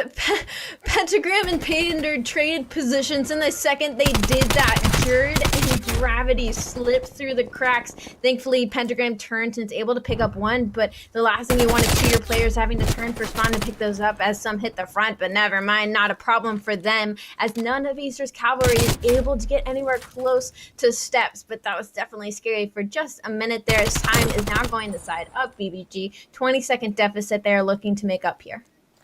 I think Gravity was waiting off spawn to ensure that Jared would spawn right at P1. He does so. Now you have the team hit through Zig, but does it come down to anyone? Well, it comes down to Kismet. He picks up 2 kills, and every time it looks like Easter are finally start to find their footing. Kismet comes in and disrupts the party. Fellow is alive with 2 kills. Pentagram able to pick up 1 more. Pander gets the call out, comes out of his position to clean up a 3rd, and everything kind of falls by the wayside as all of that time went to no one, but Built by Gamers in a pretty favorable position, even on the late rotation. Jared on the opposite end, far back in the corner. If Pander picks him up, you're looking at a good break from BBG to be able to give them some early time on the hill. One thing BBG was always so good at was getting that early rotation, but I have not seen that in this map out of them just yet, and they're going to start paying for it here soon as Easter is now making another little 20-second lead, but that's one that falls. We're waiting for the team push as the rest of the teammates maybe try to come back off of spawn. Kismet finds 1. Is he going to be able to find Fellow? He knows he's there. He shuts him down. Kismet, once again, just being the playmaker on the map. Pentagram looking to shoot a couple players in the back. Easter, you got to turn and start answering that. You cannot let him pick up 2. And now, time's starting to go the way of BBG, and we're possibly going to see a lead change here. I don't think I've seen Pentagram or Kismet really move out of their position, even though Pentagram has advanced up the map. They are just locking down this hill so effectively. Easter now scrambling to get out on rotation, and we're going to go all the way back to P1 in our second set of hills. Kismet is ready and waiting at the bottom of Eskies, but John has rotated through the back lines, and Easter's already thinking about P2, and they should be. They need to have a solid couple of holds if they want to blow this game open. It's been far too contested. 3 more will drop. Easter with a bunch of kills to light this one up. Jared working through the back, and he might have done just enough to be able to hold down some early spawns if they're thinking about P2. That was definitely a huge kill out of Jared, because if he doesn't kill Kismet there, that not only is spawning out the rest of his teammates, but allowing some controlled collapsing going on by Built by Gamers, as now they get that P1 control. Number 2, Pentagram, now he's trying to get to the back of the street, and none of Easter is backed up. They're all pushed up street to commit to this P1. You would think that Jared would have called out that he would spawn on the other side of the map, but they're going to commit to this 20 seconds here, which could be dangerous should Built by Gamers get set up here. Pentagram overextended, and he got Kismet to spawn right on top of him, but they both get cut down, and the call was there for Easter. Now everyone pushes back to ensure no one will be overextending. You have to fight right through the middle if you're Built by Gamers. And where will the trades be? You stick your teammate, but Jerd does just enough. Kismet falls as well. Jerd doing everything he can to keep Easter in this game, and they have the early setup and the spawns for P2. What a retake and a new hold for Easter it has been. They have done a flawless job of setting up for the next hill. Huge time here going on the side of Easter as they now are making a little bit more of a comfortable lead, and they have to continue to fight out all these BBG trying to flood in through street, and that's 4 down on the side of Built by Gamers. They are now spawning into dark. Easter know it as well as they start to pre-fire and put the trophies down so no cavalry can make their way. They want all of this time. Built by Gamers need to make a decision now to commit to this hill or rotate, because the last thing they want to do is get stuck back here on this old point. I had to tell you, Alligator Rex is 9 and 11, not the greatest game in this hardpoint, and his presence is being sorely missed. You can tell that AR not being able to light up the kill feed and take pressure off the opposite end. Those subs in John and Jerd have created havoc, even in key gunfights. Yes, they're 12 and 10. Yes, they're 13 and 13, but those kills have come at pivotal moments. Another nade from Pander, and it seems like it's a Halo show now as the nades have been able to predict everyone roaming around the corner. Built by Gamers set up with 58 seconds to grab, and they need a full 60 here to come back in this game. But Fellows in the back. Fellows looking to probably make some noise here as he waits for his teammates to hit from the side. And I don't think Pentagram knows, but he might be in a deep enough position to catch them all out. But the second he shoots his gun, he's going to get answered by Fellow. And there it is. He gets taken down. Spawn should start to flip here a little bit. Never mind. Panda and Kismet are able to clean up those in the back. Great positioning out of Built by Gamers to answer to that flank out of the back from Fellow and the rest of Easter. And so again, this hill is another 60 going to their side. That should dwindle this lead out of Easter, but they have to rotate. They have to start getting these early holds. 18 seconds left. They need to commit onto this rotation. I do not want to see BBG trying to fight for this scrap time. BBG have been keeping the gunfights on the outside of the hill, so they have not been heavily contested on this one. But we rotate to the next hard point. We go to Main Street. Now it comes down to John. And for Easter, I mean, you can't win it here, but you can make it damn close. And it's really just going to come down to the couple of flurry of kills. John, just the wrong angle. Gotta Rex wins the gunfight. Numbers are in the back for BBG. Jerd has to be worried about the positioning from behind. And a couple of nades fly out, but he's going to play on top of the bus. Yes, Matt can't win the gunfight. Almost able to find a second. Numbers collapse, but Easter survived the first wave. For the moment, Pentagram pops on up, and he gets cut down quickly. John gonna roam through the back of the bank, and Easter buy themselves some extra time for reinforcements to push up. BBG, they're definitely still trying to fight their way into this, but they have a lot of work to do as they are still down 50 points as Easter only 20 from breaking that 200 mark. And Built by Gamers, they have yet to consistently win a rotation. We saw them here early on this hill, and they just got picked apart by John time and time again. And we need to see some more solidarity out of them when it comes into this next or final couple of rotations. Well, you're looking at one good team hit right now if you're BBG to try to get right back to mid-map, because the numbers are here for Easter, but maybe they're crumbling very quickly. They should be. Jerd able to win a big gunfight top Eskies. John on the lower side of the hard point. He will stay alive, and well, he's just going to soak up time. Now, where are the spawns for Built by Gamers? They're back at Main Street. You either have to work through Mid Street and go right into Bank from the front, or down through Eskies. It looks like it might be the latter, as they're going to work through the bottom of Eskies. Kismet able to take a massive kill, but John's through the back. Kismet is isolated. John wins the gunfight. John wins 3. Oh no, Pander picks up the kill. He will drop 146 to 208. This is still doable for Built by Gamers, but again, you have to worry about P2 and rotation. Last time it was Easter. Yes, they got broken into, but Easter took it back right after that. Now it comes down to the kills. Can BBG break? BBG is a team that struggles to play catch up and kind of retake a lead. So I don't know if I'm expecting too much here, as once again, they are late on rotation, but there is only Jerd here in the back to fight for Easter. So it all depends on him right now and what gunfights he can pull through for the rest of his team. 209, 169. Built by Gamers are in the hill. They know Jerd's up here. Jerd is so weak. If they take him out, they'll have spawns. But Jerd is keeping his players at least towards the hill. They're spawning Main Street. Pander gonna cut down one. Kismet, he will fall. Jerd able to clean up a couple more. Easter can win it here just by a hair. You need a contest for BBG to send to another hill. Jerd, I mean, he is a reason Easter got into that hill. He played his life. He didn't take any unnecessary gunfights, and that allowed his teammates to push to the front while BBG was still searching for them. And again, BBG has a lot of work to do here. They are ending up spawning in the back, but look at your mini map. All of Easter is going on rotation already. Built by Gamers just cannot play catch up here. That was a big break. They'll buy you another hill, but that's it. We might be looking at one more hard point. We go to P3. The nades fly out. 2 full team hits is all you got for BBG. For Easter, just clean up the dirty work. Everyone's doing their job. Panda's able to find 2. Kismet working through the back, trying to bait out Jerd, and he will be successful once more. Kizit is there in the back line, but 241 to 178. You must collapse in if you're BBG, or we go to game 5. Here comes the collapse. Everyone starts to fall. The chaos in the hill goes the way of BBG, and they maintain a couple of kills to keep them alive. 245 and counting. Pentagram finds one more. Jerd gets cut down, but numbers are funneling through the back alley. Easter want to close this out on this hill. No, absolutely. It doesn't matter here at this point. Easter needs 5 seconds. You have to keep him out of the hill and get to the new one. Right now, it's on the back of GodRx. 20 seconds left. Nobody's there to contest. That's it.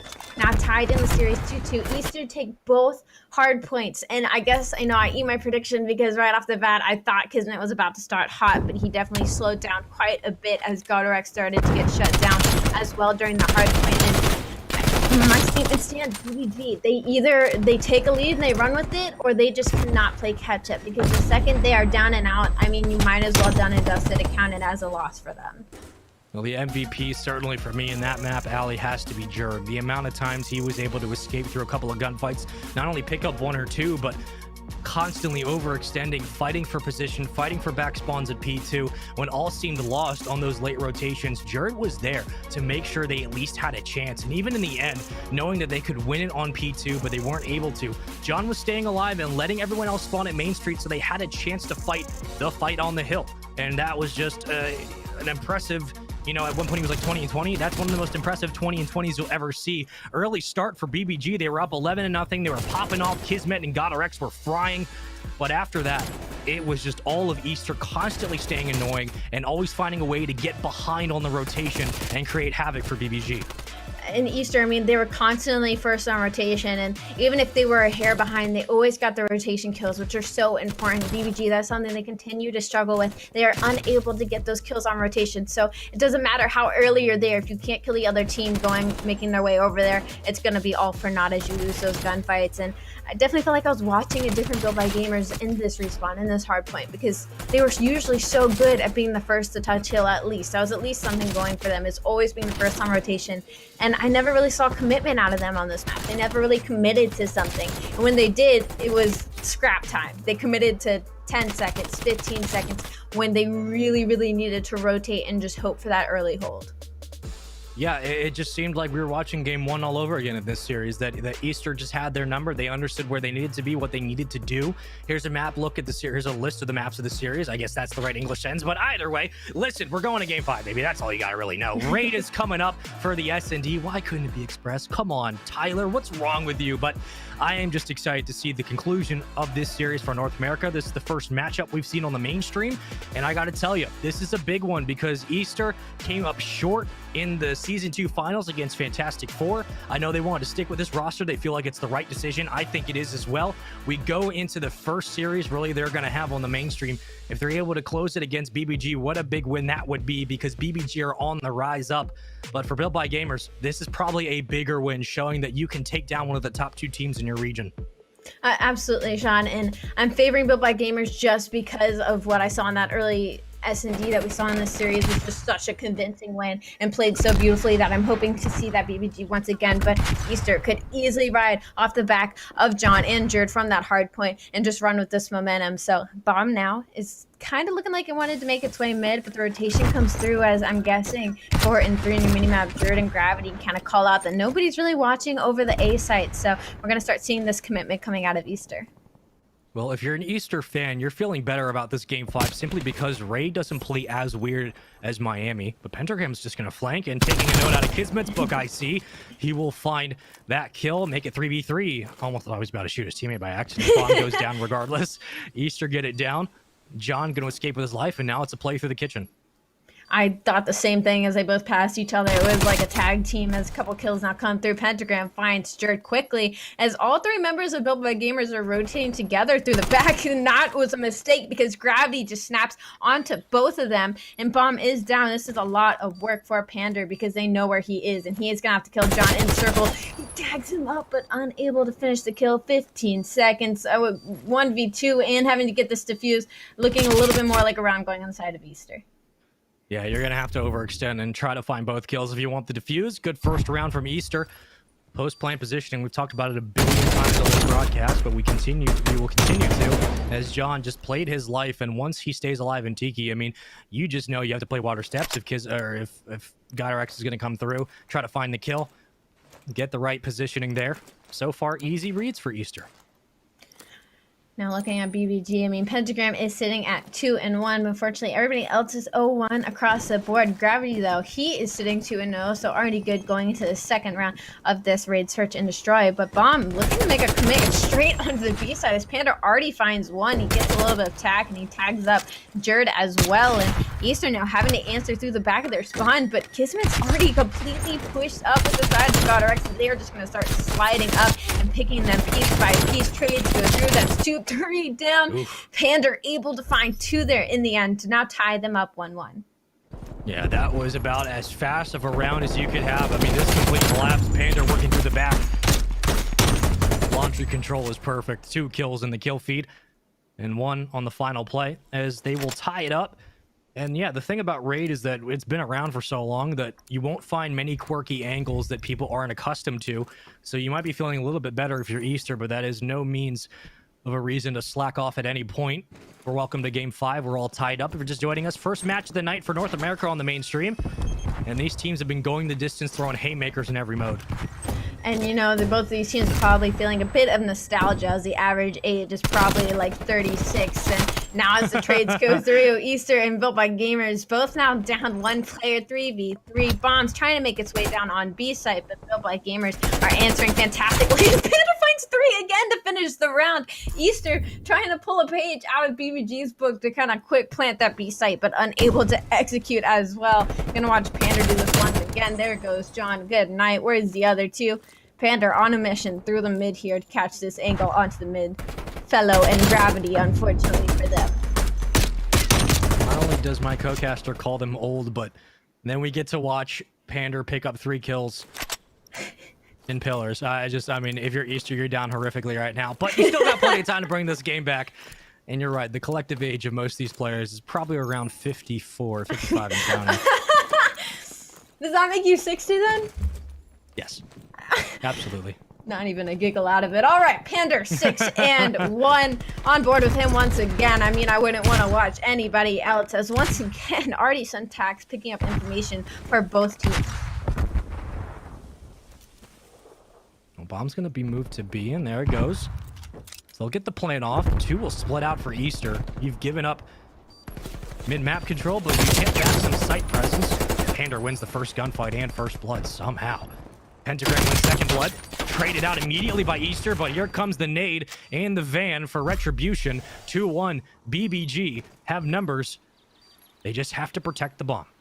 John had to win that gunfight. You can't let Pander plant the bomb and snap up and get that kill onto you when you're pre-firing it. 1v2 Gravity. It's not impossible, but you have 18 seconds to kill both of these players. What is he going to do? Looks like he's going to try and go for the kill on Pentagram first, but he knows GodRx is there. Only so much he can do. GodRx shuts him down just for the KDA.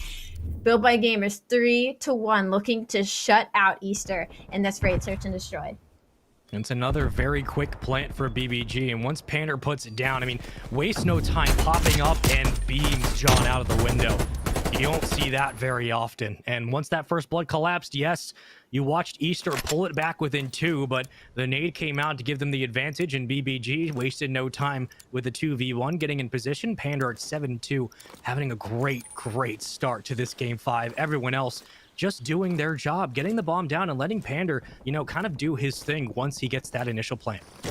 Yeah, I mean, Kismet's 1-3, but not that he has to be doing any better. Not with Pander 3-2. Okay, Jerd takes down a teammate as if Built by Gamers even needed a little bit of a crutch. And another one of our quickest rounds, as BBG is now up 4-1. Easter, I mean, it almost feels like they're just giving up here at this point. It's the same thing we saw in game 2, where it was another team kill and very quickly onto the site. BBG collapse, they pick up all the kills. There's not a lot of strats involved in these rounds when the other team is giving you a free kill and then you just play a trade.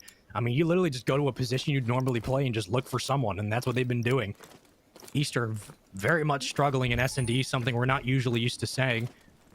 They're down 3 rounds, but you'd rather be down 4-2 than 5-1. We'll see what they're able to do in this round.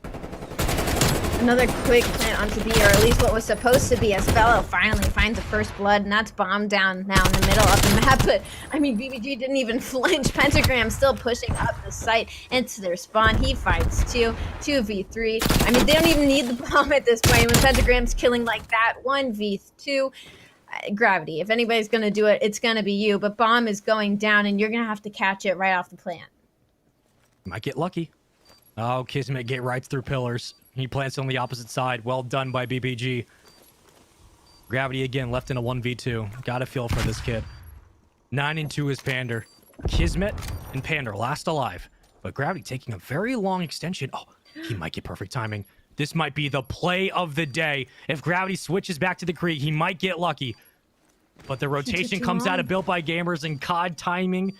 You are the worst. Gravity can't get the fight. He gets beat down. BBG 5-1. If he was just a little faster, Sean, if he just peeked that corner like 3 seconds earlier, he gets both those kills and probably the bomb defuse. He had the right idea. The execution and timing just wasn't there as we watch Pentagram again rip apart into the spawn of Easter. It's not impossible to come down from 5-1, but it's a sure as hell quite a climb on the side of Easter. 2-5 on John, 2-6 on Jerd. That is just not what you want to see out of the JJ duo. This is an interesting spot to be in. You're 2-6 to do Jerd, and there is first blood. So that's good for Easter. You'll take that all day. Bomb will advance. And instead of going to A, you know what? Now is the time to change things. Jerd's going to move up with Bomb. Has to be careful. Kismet will bite the bullet. Godorex trades it out 2v2. Bomb in a bad spot. You're bunched up if you're Easter, so I liked the call, but you're down 5-1. You needed to make sure you got away with your life on the play. Unfortunately, they do not. I mean, BBG is just picking Easter apart, but they're trying to get a foothold here. Pander, though, is 9-2. A 1v2 situation for him, I mean, is nothing more than maybe going out to get ice cream as he is on the hunt for Gravity and Fellow. Bomb looks like it will get planted, so possibly a round going on the side of Easter. They can't find it, but he finds Fellow. Only a couple of shots in. Not able to get them down. And so now they have the information. He's mid-map, 30 seconds on the clock. Pander, you got to take down both of them. What are you going to do? It was a guessing game. He guessed wrong, went to B, he went to A, and elected then to wrap back to B a little too late. Gravity ripped off the head. Pander can't find the 1v2. Easter, stay alive. Easter stay alive, but it's only a matter of how long, as again, match point for BBG. And the way they've been playing this S&D space, man, I definitely don't see a bit of a reverse sweep at all coming out on the side of Easter, especially with all the little mistakes that they have been making. Oh, I have a feeling, Allie. I don't know why. Oh, no. I have a feeling. You know exactly what I'm saying. You saying. see this 10-3 stat line that I'm looking at, right? Yeah, I see it, but... Shots ring out. First blood. Gravity. Second blood there for Jerd. Gravity finds the third. Pander last alive. You're kidding. You're kidding. Pander now 1v3. Bomb is down in the middle of a map. You can see all 3 red arrows just pre-firing the funnel in tunnel from spawn. Pander, there's only so much you can do. Well, Bomb's down, so you're good luck. Guess is wrong. Guess is wrong again. And there's the kill for Easter. 5-3. We keep it marching in this game 5. I don't like your feeling, Spaceman. This is not the heart attack that I asked for to save it. I mean, come on. They ran straight into into gravity free fire. I mean, that is the last thing you ever want to do. BBG, regroup, regroup, pace change, something. Make the bomb plant site be like you have been doing. Just do something, but do not let Easter crawl their way back from a 5-1 deficit. That is going to hurt more than anything. John, 2-7. Jerd, able to pull himself up to a 4-7. Fellow trying to hang on 7-6, and Gravity 7-5. They are trying so hard to make their way back into this game space. We haven't seen an A plant yet. We saw it moved up there once. They elected to hop off. Panda are going to call in Streak, so they're going to clear out Spiral. Fellow has to fall off. Now Panda should collapse. He should be able to pick up a kill. He will. Numbers were there anyway. First blood for Built by Gamers. 3 left alive for Easter. Bomb looks like it might be moving to B, but Jerd gets caught, and Panda in a weird spot. Here comes Jerd for the challenge. Jerd for the win. 3v3. Now 3v nothing. Easter 5-4. Jerd taking book out of Pentagram to just push up all the way to the spawn to get that kill onto Pander. And I mean, that streak's gone now. You invested the streak just for not. I mean, you catch Fellow out of position, but you don't take anybody down in Spiral. 2 of you get caught out on your own in mid, and then the collapse just come in from Easter, and they're able to push up and get that last kill onto Pander. Now 5-4. Easter have won 3 in a row. They only need to win 2 more to do a reverse sweep -1 round. They were down, what, 5-1? They were down 5-1. Oh, first blood for Fellow. Oh, you can feel it. Jerd gonna escape with his life. Of course he will. And there comes John. Here we go. Of course!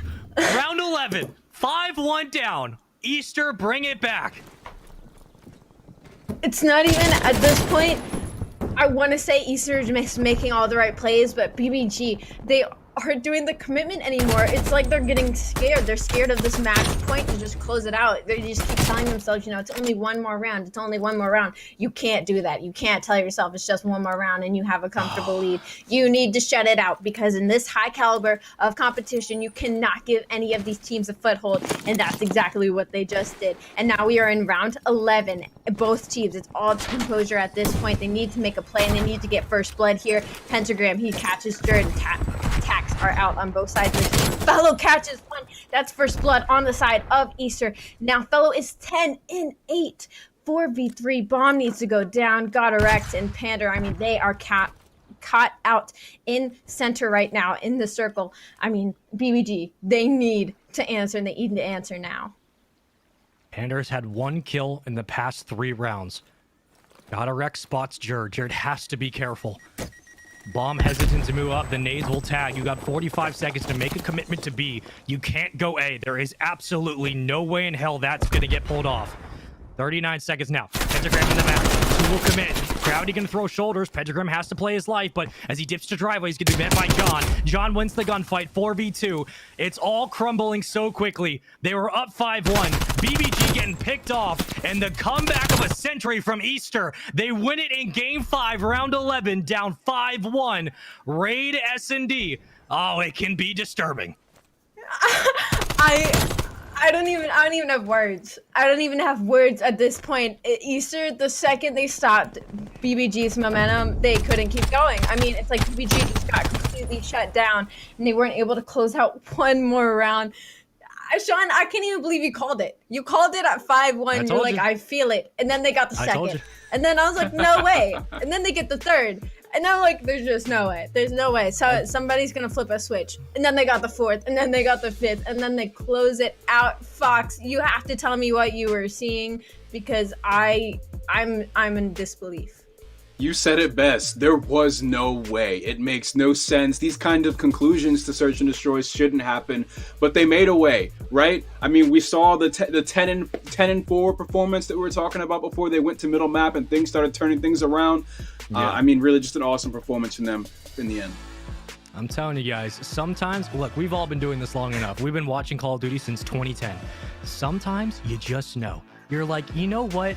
It's 5-1. Why do I feel like a comeback is about to happen? And then it just happens. It just happens right there.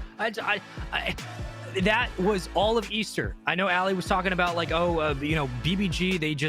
They weren't committing to the play. They weren't committing to the site. 100% agree.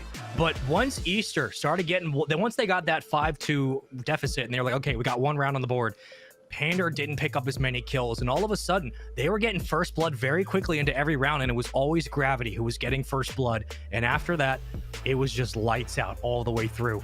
That is a heartbreaking loss if you're BBG. Ali, I mean, BBG came in, they had a chance to knock down one of the top 2 teams in the region. Looked like they were going to do it. I was like, okay, this is going to be a 3-1 series or a 3-2 series game 5. Nope, they just choked. They were up 5-1. They choked. The most painful thing for me is the fact that BBG, one of my very bold notes for them is that they had yet to have a dominant game mode. They had yet to have kind of that game mode that you can guarantee to be on their side. And after this series, I was like, wow, Control and S&D, that might be their dominant game modes. That can be like their shutouts, because they are struggling so hard in Hardpoint. And, if you can guarantee the S&D wins and guarantee the Control wins, I mean, that's a series. It's a very long series, but that's a series. But after that S&D, I mean, you let them get 5 rounds in a row. You cannot let that happen at this caliber, especially when you were playing such a lights out S&D. It makes no sense. It makes no sense for one bad round to be the collapse of the entire map. There's just no reason for that. It's a scary sight. We got the top 3 teams from finals from last season, right? They gave us a show. I mean, they brought it all the way to the end. I mean, we had a lot of good things to say about Built by Gamers last season. Do you guys think that it's still reigning true this time around? Absolutely. I think the team's made an incredible amount of improvements. They have been able to fix up a lot of their hardpoint game. Yes, there's still moments where it looks shaky when it comes to being able to flip spawns and hold that flip, and that's something they need to work on. Their S&D's gotten much better, but I'm telling you, there are moments where 5-1 is like a nightmare scenario, and every time you're up 5-1, every team thinks it. They're like, let's not blow this lead. And I told you in the start, Ali, I said, Raid is one of those maps. It's not like Miami. Raid, you're not going to be able to get away with a bunch of flanks and a bunch of weird angles that you could before. People have been playing this map for a decade, and I don't know how they did it, but one round at a time. This was a big win by Easter. I think it was a sloppy win, but a win nonetheless in a game mode where they had struggled earlier in the series. But for BBG, heartbreaking loss. But to a roundabout way to answer your question, Fox, I think that they look better than they did last season, and that's an improvement in and of itself. So that's right. Yeah. But listen, just kind of closing thoughts on that series, guys. I mean, that is the first North American matchup on the mainstream done. After this, it's Ruin Weekends versus UT Crew. But I believe we have Triumph coming up actually right now, and we're going to be seeing the conclusion of their series, I believe, versus UT Crew. But let's take a quick kind of conclusion real quick about this entire matchup we just saw. I mean, BBG, I think that the addition of they essentially take out Proto, they add in Pander. I think Pander was a good addition, especially in S&D. Ali, kind of your closing thoughts. Pander, yes, a fantastic addition, as we just saw some of the numbers he put up on the board in this series. And I know as much as I want to beat on BBG after that S&D loss and how angry I am for them and at them at the same time, I mean, they've definitely gotten a lot better. They are one of the teams that consistently kind of continue to climb the ladder, and one of the teams that have made very few roster changes. They've made very few, rash decisions, and I respect that greatly out of a team like this. And again, I think Hardpoint is something they need to figure it out. I don't know what it is. They have the rotations, the execution from them is just so poor, and that's something I think they need to work out if they want to continue being a top contending team.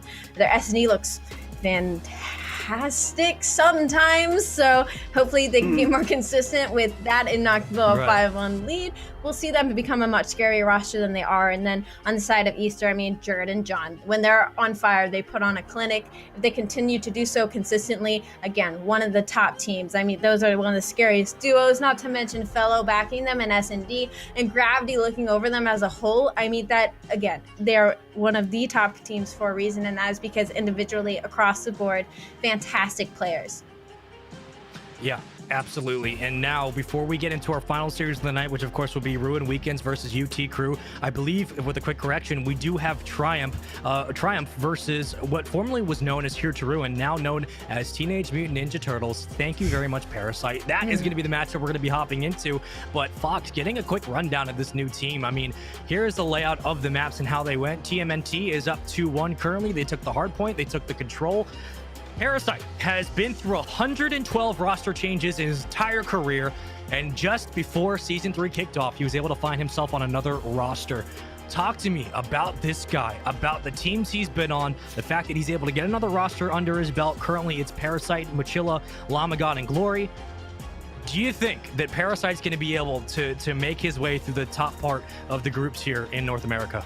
I want to first answer that question with a question. What is the Call of Duty League without the contributions from our North American world champions and titans, such as Parasite? It's so good to see him competing here. And interestingly enough, in this matchup, Triumph is the team that defeated Parasite and company on April 17th when they were trying to qualify and they were competing in the Challenger Series. So I'm really looking forward to see what comes of this matchup. I'm sure Parasite is back in the mix with a fiery passion to once again prove the haters wrong. This has been his story for going on half a decade now at the very least, and I'm sure he's going to pull something together. You could put Parasite with whoever you want, and he's going to make it work. Yeah, and absolutely. And you look at the two teams we currently have, obviously, Triumph as an organization, their first time currently here in the Challengers Elite Series this season. We all know what they were able to do during Modern Warfare. You had Standy, you had Diamondcon on there for a while, Fellow, Paul at one point. They were able to take down basically everyone in North America, and eventually they crowned themselves the Modern Warfare champions at the end of the year, and Fellow helped guide Standy to its current position. But they finally get their qualification. Exotic, Royalty, General, and Mayhem. General, who has been lights out and absolutely a blast to watch recently as he's been able to find this team into the Challengers Elite Series. But for TMNT, Mochila, who has been grinding to get into this position for what seems like 2 years now after having a rough Modern Warfare, surrounds himself with Lamagod and Glory and Parasite. I mean, this is quite literally the battle of the old heads. When you look at TMNT and Triumph, Exotic, Royalty, and General versus Parasite, Mochila, and Lamagod. I mean, how much more old can we get when it comes to rosters, Ali? Like, these guys have been around forever in Call of Duty. Man. It's comedy. I mean, this might be the craziest roster I think I've seen Parasite have to put together and make work. I mean, Mochila and Lamagod, those are names I have yet to hear and quite a bit. I mean, I thought they were retired at this point, and to see their names pop up into our Stage 3 elites, and I'm mind blown time and time again in this specific game. The veterans are showing up and they are shutting down some of these younger guns, which typically isn't the story when it comes to these games. You know, when it comes to a new game every year, you know, typically the young guns are the ones that you look out for, especially in the challenger scene and the up and coming. But I mean, the vets have been fighting back this year consistently. I mean, we just watched Easter. We just watched BBG with a couple vet names on it. We're now going into Triumphs, and we're going to see Exotic, Royalty, General, Mayhem, Parasite, Mochila, Lamagod. I mean, Glory is probably the youngest person in this entire lobby, and that's by years, decades even. So, I mean, we joke about how old they are, but I mean, they show up time and time again. Yeah, man. I mean, look, I remember seeing General stop competing because he wasn't old enough to compete, right? These guys have been around for such a long time, as Royalty as well, and they've been able to do so much damage. I mean, the drive that they have is just undying. They have this undying thirst for success and for competition. We saw just a few days ago, General was receiving high praise from every personality and every professional player that could tweet at him just a few days ago when his team was able to take down Parasite's old roster. But he still wasn't happy with the performance from his team. He still saw improvements that needed to be made, and I'm looking forward to see it unfold in this series. Fox, I mean, you've been commentating as long as anyone, and you remember back, you know, when General was the main guy on E6, back when jetpacks were around in Call of Duty. Like, he has been here in the gauntlet, and General is one of the hardest working pros that probably ever existed. I mean, anytime you watch an interview with this guy, he's talking about his commitment to the game, his commitment to trying to get it to be a better player, to be a utility player for whatever roster he's in. But now we go into this raid hardpoint, and currently TMNT is up 2-1 in the series. This is a big matchup because we know these teams have history. We know how they feel about one another. Exotic was coaching Triumph, I believe, last season, Modern Warfare, if I remember correctly, which I never do. But this is going to be an interesting matchup, Ali. I am really interested to know, as I believe the names are currently... Nope, they're just correct across the board. I'm just stupid. But I'm interested to know who comes out on top, because this is essentially for some good standings in the groups. Absolutely, and as we get into this, already some time on the side of Triumph. Exotic starting off 2-0. I'm so happy to see him finally find a home on a great roster such as this, as I feel like multiple times we saw him kind of tossed around and doing what he can for his team, but never finding too much success. And hopefully with this roster, he can kind of find a way that he does as we begin this first couple of seconds of this first P1. Well, a couple of kills ring out, but so far, Glory, the only one who's able to escape with his life, and the early time is there for TMNT. And like you said, I mean, Exotic, who was pretty helpful to Triumph last season, being able to, again, get a lot of young guns on the same page, with Fellow being that main IGL, that main AR they were able to use. And now we see what they're able to do with a new roster in this season. For a lot of these guys, it's their first time really qualifying for the Challengers Elite Series. And while it isn't the Pro League, while it isn't the CDL, it's the next best thing, and it is certainly a way to get your name back in the conversation.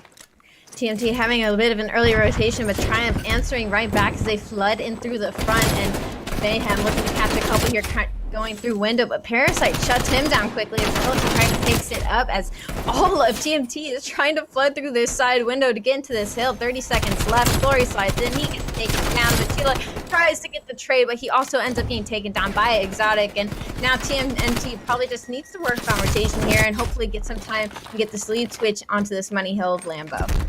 Well, it's been an early contest and a great hold for Triumph, as the only one inside is General. 6-6 Royalty sub in hand, gonna be able to escape and move through weights. Now the collapse comes in. Royalty needs to find a gunfight, but Glory will come out victorious. 7-4. One more pushing through the front of driveway. It is Exotic. The van blows, but it doesn't really do much. And Glory will stay alive before Mayhem cuts him down. And the late break is there for Triumph, and they have the early time. What should have been a very good hold for the Teenage Mutant Ninja Turtles. What a mouthful. What should have been a very good early hold for them. I mean, they got picked apart so easily by Triumph as they slid in through that side door and got the trades going through. So now they have to try and waste time fighting the way back in through the front. 30 seconds left. I mean, a scrappy back and forth. Time finally going their way, but they have to worry about the 50-second deficit that they have now signed themselves up for. Not to mention, they might be signing up for these Lambo spawns, which is across the map from the next hill in the basketball court. Yeah, peppering shots, but a quality lead for Triumph. Now we look at the rotation at mid-map. It will be TMNT. Parasite on your screen, AR in hand. What can he do with the Krieg? But no one's going to be peeking that angle. And General and Exotic will be the last backline you have for Triumph as they hit the rotation. We go to basketball court now. And we'll keep our position here as Parasite finds the first blood. Nades are out, so he'll slow that front push. But they have an early time hold. And, well, TMNT can bring themselves back in this game with a full 60. Whether or not Parasite is successful is the question in Kitchen. He gets cut down by General, but Llama is there for the trade. Trophies are out, and a good start on this hill for TMNT. Definitely need to stack at least one more person in basketball hill as Mayhem is able to take down Glory and kind of stop that full 60 going to the side of TMNT. And now the Cavalry's there. They spawn in the back. They force the rest of them out. I mean, just perfect hard point getting played out of Triumph right now as they break that 100 mark at 114 to 46. TMNT, they need to start getting these early holds now, or else they're going to allow Triumph to run. Shots ring out. 4 are dead. Triumph once again are able to break. They're going to give up. It looks like those last 15 or so seconds. Only one furthest pushed up is General. He's going to be playing anchor at the moment. Exotic will stay alive thanks to Royalty in the back. Royalty playing the Guardian Angel position. Now we go to Courtyard. Numbers are there for TMNT, and the early gunfights will be as well. Everyone dropping. Parasite and company doing a great job of getting an early hold. Mayhem able to slip all the way past very early for the rotation, but unfortunately there was no one on the side of TMNT for him to take down. But now as he slides in with the rest of the team, trades start going out, but TMNT still ends up on top. But this is such an open middle hill. I expect it to be pretty scrappy and back and forth. For them to get the full rest of this time would be a miracle, as they would still be down and out as the deficit continues to grow. Well, the silver lining at this moment, if you are TMNT, is that yes, you've only gotten 70 points off of what, 4 or 5 hills? But on the other side, Triumph have barely crossed 150, so you're not even really out of this game much. You just need one good hill. For Llama got at 10-13, trying to work his way through the courtyard. Exotic will get cut down, and he will drop. So now you look at numbers here for Triumph, and they're to come off from the pole spawn. They have to flood for the next set of rotations. We go back to P1 at Spiral. Mochilla working through Laundry, and Llama got on your screen will be the first one inside. barely over 150, but all of Triumph firing on all cylinders, it seems, as Mayhem sits at 13 and 11, General sitting at 17 and 12, Royalty and Exotic twinning on the board as they are 11 and 12, as well as Time even across the board objectively. I mean, they have just been playing very close together and playing for trades on every single one of these hard points, and it just always ends up working out for them. Parasite, another big 2 kills, 15 and 15. Mochillo slow in this game. I mean, it hasn't impacted the score too much, as it looks like it's just a team effort. Glory, 3 kills, amazing triple kill to be able to open up the hill. Putting some shots into the van, see if he can pick up anything, but everyone's pushing off of the driveway, and they just flood right through. A bull rush from Triumph leads way to the 4v2 inside the point. Everyone drops, and Triumph walk away victorious for the moment. They have the last 10 or so seconds, 170 to 84, and all of a sudden, this game has gotten very out of reach, about to be a 100-point club for TMNT. Yep, and even though, once again, TMNT, they are into this early rotation, they're there and set up, but picked apart piece by piece as Exotic finds the first kill on the Parasite in the hill. That's 2 down, a couple of trades, but again, TMNT, doesn't matter how early they are set up, they continuously get pressured by the side of Triumph through the back, and it always get flipped out, and the rest of the time always ends up going on the Triumph side. Lamagod just pre-aiming, pre-firing, trying to find that last player. He won't get challenged. Right on the outskirts, it's Exotic. Everyone comes in. He finds both kills somehow. One through the back. General gets cut down. Mayhem has no chance. And all of a sudden, Lamagod has broken the game open for TMNT.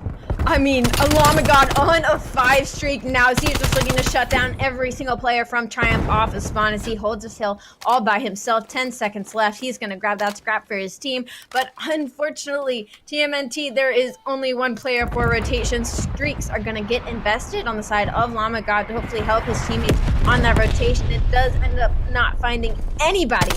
So, once again, streaks have now been invested. The Triumph is about to break the 20 seconds. But finally, Lamagod, again, he calls those streaks, and now they find 2, and looks like a beam of light for the side of TMNT. The only way you slow him down is if you catch him reloading, and even in the optic band kicks through the back, able to pick up a kill to open up the hard point. Here comes Streaks.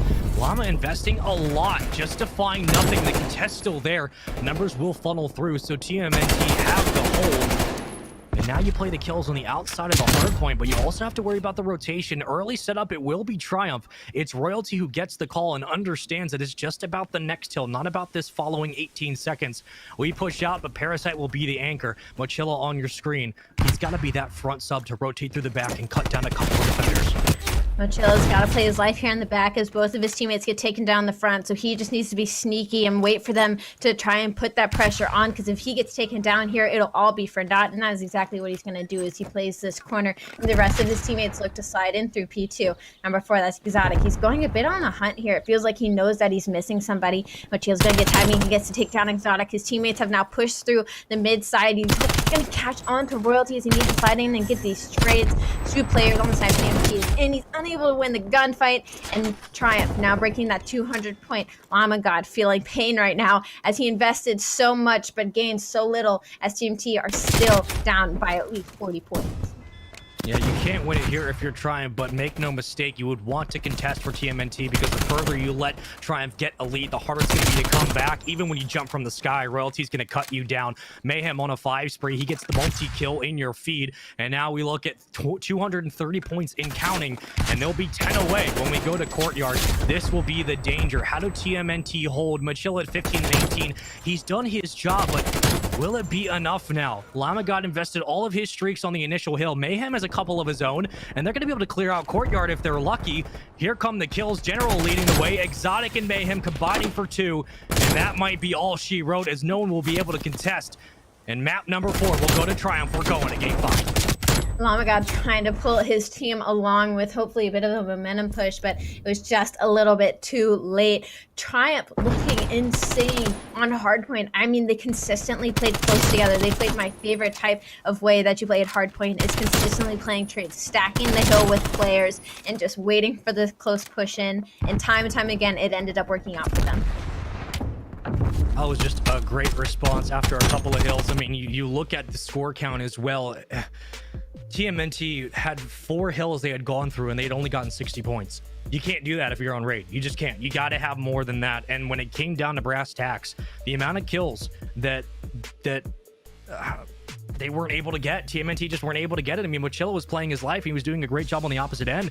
But looking at that game as a whole, the fact that Triumph were consistently finding, again, 2 kills, 3 kills in a row, and not only that, but they held on to the streaks. And yes, it didn't really impact the final as much, but TMNT, off the back of a dominant performance from Llama used all of their streaks to try to break that hill they were already contesting and got nothing out of it. So you've utilized all those resources, you've wasted all those resources, and Ali, I feel like maybe they hold on to the streaks, maybe they get a chance at a better hit at the end of the game, but I just feel like there were moments there where they just were not killing enough. Definitely that, or I wish, when players start to get streaks like this, even when the game seems a little bit out of reach, wait for a setup, play around it, like wait for all of your teammates to get close to the hill, call the streak, know that, the Triumph would be going for cover and where they would be going. I mean, you're playing at a high enough level that if you're calling streaks and then you're in a hill, you know exactly where you need to go to kind of hide from that and not die. And, you would think TMNT would be able to capitalize on that and then get that time and utilize those streaks, but they were just unable to as Llama was still on ult. 3 players from TMNT was kind of making a staggered push. They ended up getting blown up by cars on the side of Triumph because of the streaks, and they ended up getting that time, but they were late on rotation then, and they weren't able to stack together on the hill on basketball and out trade Triumph. So I feel like it just, at the end of the day, it came to Triumph's rotations and it came to them out trading TMNT. And after this series, of course, we have our final matchup of North America tonight. It will be TMNT versus UT Crew. A very big matchup indeed, but talk about a way to go into that series. If you're TMNT and you're able to close it out here in Game 5, give yourself some momentum against probably a better opponent in UT Crew, just given performance-wise so far in the Challengers Elite Series. You have Rex, Yeez, Major Maniac, who joins the roster, and Phantoms, which we'll talk about later. But at this moment, we go into Game 5, we go into S&D on Checkmate. This is going to be a very big map for both teams. But I have to wonder, how do you respond if you're Parasite and Co? Because so far, you've been losing trades, you've been giving away position to Exotic and Mayhem, who went absolutely off. General, one of the smartest S&D players to ever touch the game. This is going to be a very, very big map 5 for both teams, Ali. Who are you thinking? You've been right all day. Who are you thinking? I have not been right all day. I don't even want to talk about last series and BB. Yeah, we actually, it didn't happen. But when I look at that Hardpoint in such a convincing fashion, Triumph just looked, absolutely unbeatable. But then again, Hardpoint could just be their mode, that could just be their map and modes. So looking on the side of Parasite and Co, I'm expecting to see more life out of them going into S&D. I expect it to be maybe a bit closer of a game. I believe when we looked at the series layout, they had taken the first S&D, but it was very close. It was 6-5. So I'm expecting to see kind of the same thing happen. Should we do around Game 5, round 11 once again today, as we have seen in so many fashions, as the heart attacks continue to build up in every series we watch. I want to favor Triumph. The safeness in me wants to favor Triumph just because of that hard point and how convincingly they won it in a good fashion. Listen, if we go to round 11, I will lose everything else in my voice currently. It's going to go out the window. So I apologize in advance. Here's a look at how the series has gone thus far. Triumph were able to take maps 2 and 4. So far we're sticking on the odd train. That means TMNT will win this game, but surely it can't be as easy as that. Can it, COD Gods? We go into map number 5. Let's see what happens. So I was wrong. Triumph apparently did end up closing out the S&D 6-5 fashion, and as we head into it now, Llama able to take down one as he heads his way out as First Blood. 3v3 bomb in the hands of Exotic as it stuck out and played, but Parasite finds a kill onto him, but the date's traded out very quickly. But again, in the situation currently, Triumph should be down as Bomb is stuck in the middle of the... Well, Parasite gets lucky with his corner. General comes in for the challenge. Parasite somehow wins that escape and gets away with his life. Now a 2v1. General tracking down Parasite. They must know where he is. They will. TMNT pick up the first round. And I don't know how General didn't take down Haggy in that situation, but hey, it works out. Shot a little too soon as Parasite got the information to turn and burn onto General with the help of his teammates. TMNT, good showing coming off of that hard point to be able to go up 1-0 in the Search and Destroy already. But Parasite is 3-0. He's looking to take this map by himself if he has to. Once again, Parasite is one of those players that we have seen time and time again just build rosters consistently that are placing top 6, top 4, that consistently end up being a problem as we're on board with him again, trying to shave a little bit off of Mayhem's head, but he manages to stay alive as Bomb is making its way towards the B site. Yeah, there is no question that Parasite is one of those rare players that just has the passion and the ability to stay invested in the rosters he makes and the decisions he's making. Now, does it pay out? Can they find the win here? They already have the first round. Bomb hesitates to go down, but Mayhem knows that Llamagod's in this corner, so surely that means Bomb is here as well. Royalty should just go challenge this. But here comes Mayhem from the back. He's going to cut him down. Mayhem with the sidearm as well. It all collapsed so quickly. The shots through the plane mean nothing, and Triumph will get around back. Generally being able to find those two and snap on with the pistol. I feel like we're about to watch it. Again, excuse me, we're going to watch Mayhem save off Llamagod from the window. Here comes the turn on to Mochilo with the pistol. Oh my God, the single burst. Triumph answering right back with a round of their own. I feel like we're possibly watching a bit of a repeat from the first S&D in the series where it's going to be going quickly back and forth. Well, the only negative against players who have been around the league so long or been around the competitive scene so long is that when they play each other, it's going to be back and forth because they understand how everyone plays. They understand what the opposition's going to do. How many times do you think Parasite has played against Mochila or General has played against Exotic? It has probably been way too much. Exotic very accurately reads that trophy system, so he's going to back off the site. Parasite on the opposite end. No one pushing up. We've seen a couple of teams elect to move through the bottom of the plane to push that bomb up, but usually it's followed by a kill, which leads way to an advantage. So far, we have not seen anything. No one trying to give away too much just yet, as First Blood is very important to both these teams. Exotic does catch a stun on one of them. A little bit of information there that they probably already knew. Bomb, though, needs to go down. 40 seconds. It's looking to commit towards the B site, but TMNT, I mean, they're just sitting back. They're waiting for this push, possibly playing for the retake. As 3 players peek the left side and take down Mayhem altogether. Llama has to know this bomb might be there. He's going to push up. Mochila finds one. He gets taken down, but Llama trades it out. 1v3 Royalty. You got a lot of work to do in this 20 seconds. It's not impossible. Working through the back of the plane, there are many different ways you could attempt this 1v3, but you're going to get pinched very quickly. Glory taking his time to move up. Royalty gonna get caught. And there you go. Glory plays the right time. Llamagod on the opposite wing. If things go awry, you have him jump up and challenge. But so far, so good. This TMNT will get their second round. Back and forth defenses, it looks like the name of this checkpoint, Search and Destroy, as neither team trying to give up too much of a lead. Triumph here is probably going to be looking to close out this defensive round. So we hop on with Glory to see his little snap onto Mayhem as all 3 players went to peek him. Sorry, there was just nowhere you could run at that point. It's hard to be able to retake through the back of the plane if, you know, you don't have someone either on the outside wing, which they did, but even then, trying to push through together, and one bad shot and you get peppered and then you're down for the count. Minute 20 on the clock. Mayhem on your screen, gonna work through that mass as the Royalty goes ahead and puts shots down at range. Parasite not gonna peek, and the bomb might start to move up to B. Very hesitant as Llamagod thinks twice about this engagement. The rotation onto the A site is going beautifully as Triumph has yet to really catch wind of it, but all those players are turned to that side. Exotic's gonna see the Llamagod cross, I just know it, but no shots go out. Maybe not as he slips through. Mayhem, though, is gonna able to shut him down before he pushes up on the site, and now that's B-bomb down at A. Not that they know it, though, because Mayhem rotates back into mid-site. Bomb gets picked up by Parasite. Still very doable, but he has to take down Mayhem in the back. 3 and 2 for Parasite. He has bomb. Here comes Mayhem. Throws the right shoulder. He's going to catch Parasite, but oh, wait a minute. He's suspecting something. 27 seconds, 4v3 in favor of Triumph. Bomb needs to advance. Glory working through the back. He's going to catch Royalty. No. Royalty escapes. Mayhem picks down Mochila. 3v2. Jordan takes down Glory. 3v1. And Parasite's got nowhere to run. Triumph tied back up. 1-1. Time was dwindling down. Only so much Parasite could do in that situation, because the second he tries to plant that bomb, Mayhem can shoulder peek and pick him off. Great shots out of Exotic to take him down in the end. And again, like I said, the defensive game is what this happens to be into this checkpoint. I mean, checkmate. Checkpoint. Mayhem 4-3. General 4-2. Royalty and Exotic once again twinning at a stat line of 2-2. Whereas on the side of TMNT, Parasite's 4-3, really trying to pull his team along here.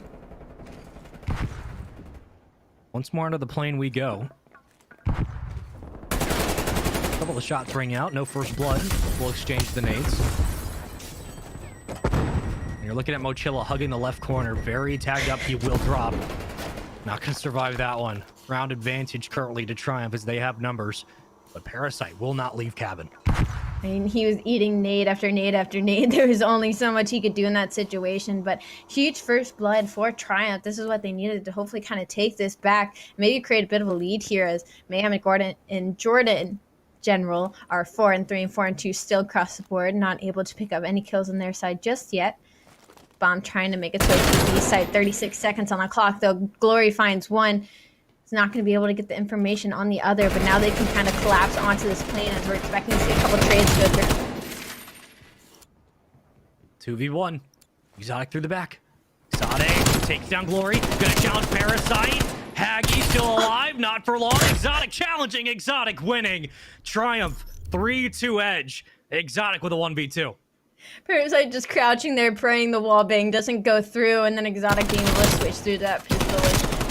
Saving grace, if you may say. I mean, the wall bang just wasn't on his side, but here goes the pistol. Down goes Parasite. Now Triumph possibly able to create a lead here as they go on the defensive. Well, you're 4-4 if you're Mayhem. General at 4-3. Exotic 5-2 on a 4 spree. Having a great second half of this game. Halfway through currently for Triumph. Only 3 more rounds needed, and they'll win it and take home the Game 5 victory. Win their first series here of the Challengers Elite Season 3. Trophies are down, and we might be looking at first blood. We will. Exotic takes down Llama God. I've seen Exotic go to this spot time again on the Search and Destroy, where he just sits at that bomb site and waits for a player to overextend. And that was going to be Llama God as he gets taken down. Mayhem finds Mochilla trying to push through the back on the A site.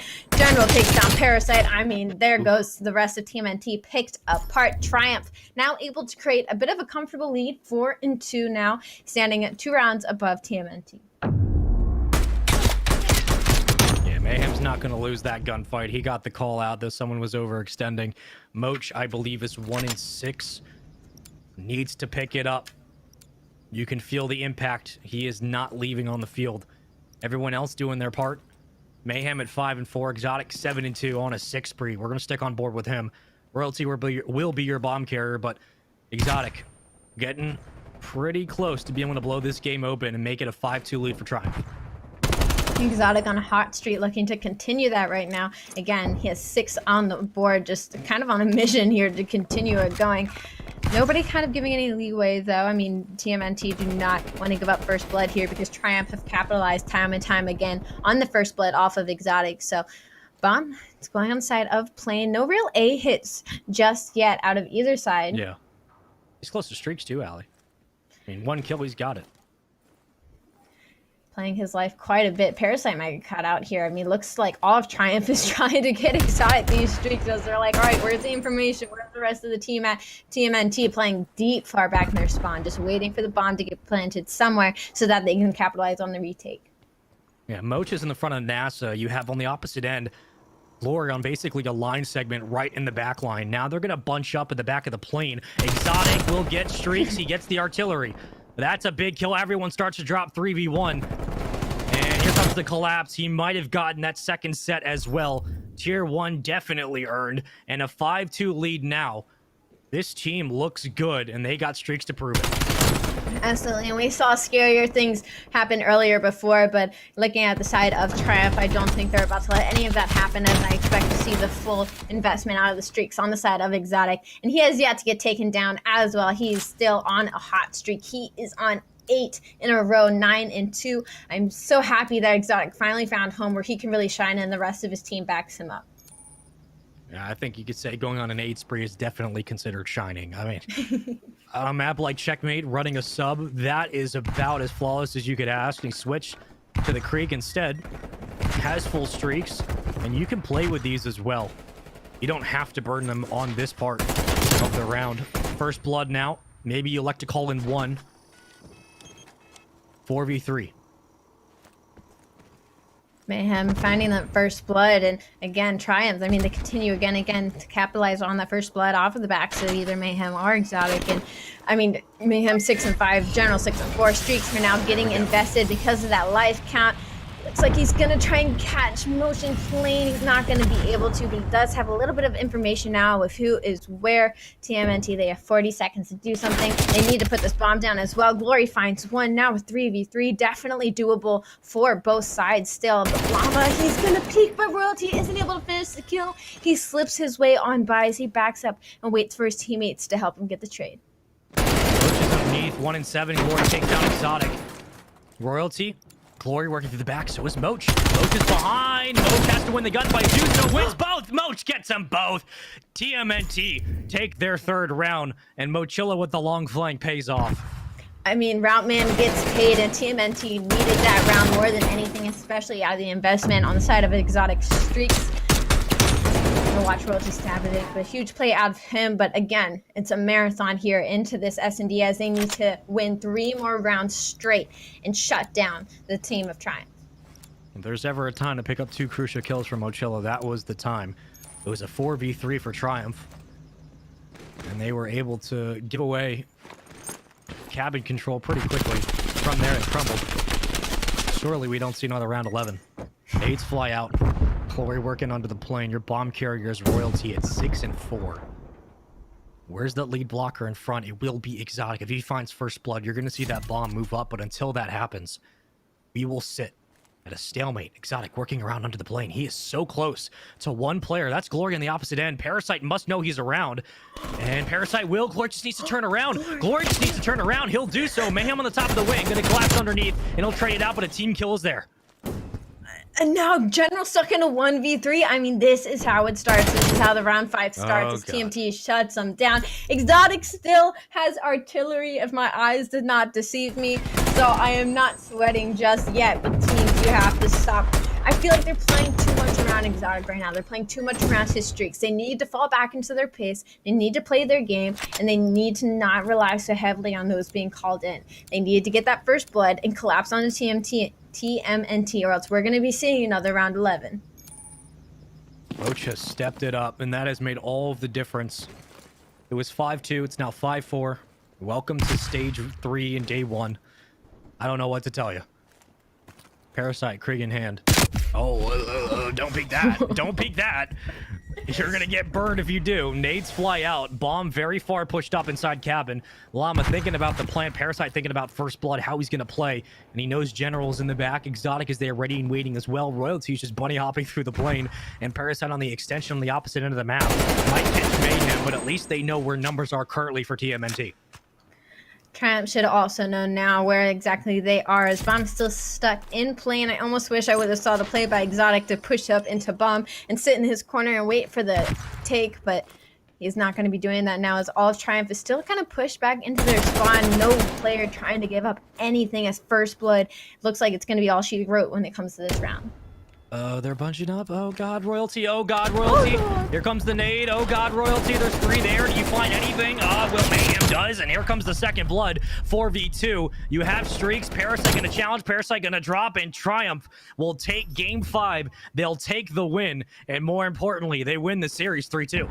It was scary there for a moment, but they did exactly what I thought they needed to. They needed to just play their game. We're going to watch Mayhem do what he normally does, get that first blood. He also gets the kill on Roach, which is huge for his team. Royalty ending up making all those players weak in the hill with that nade as they bundled up.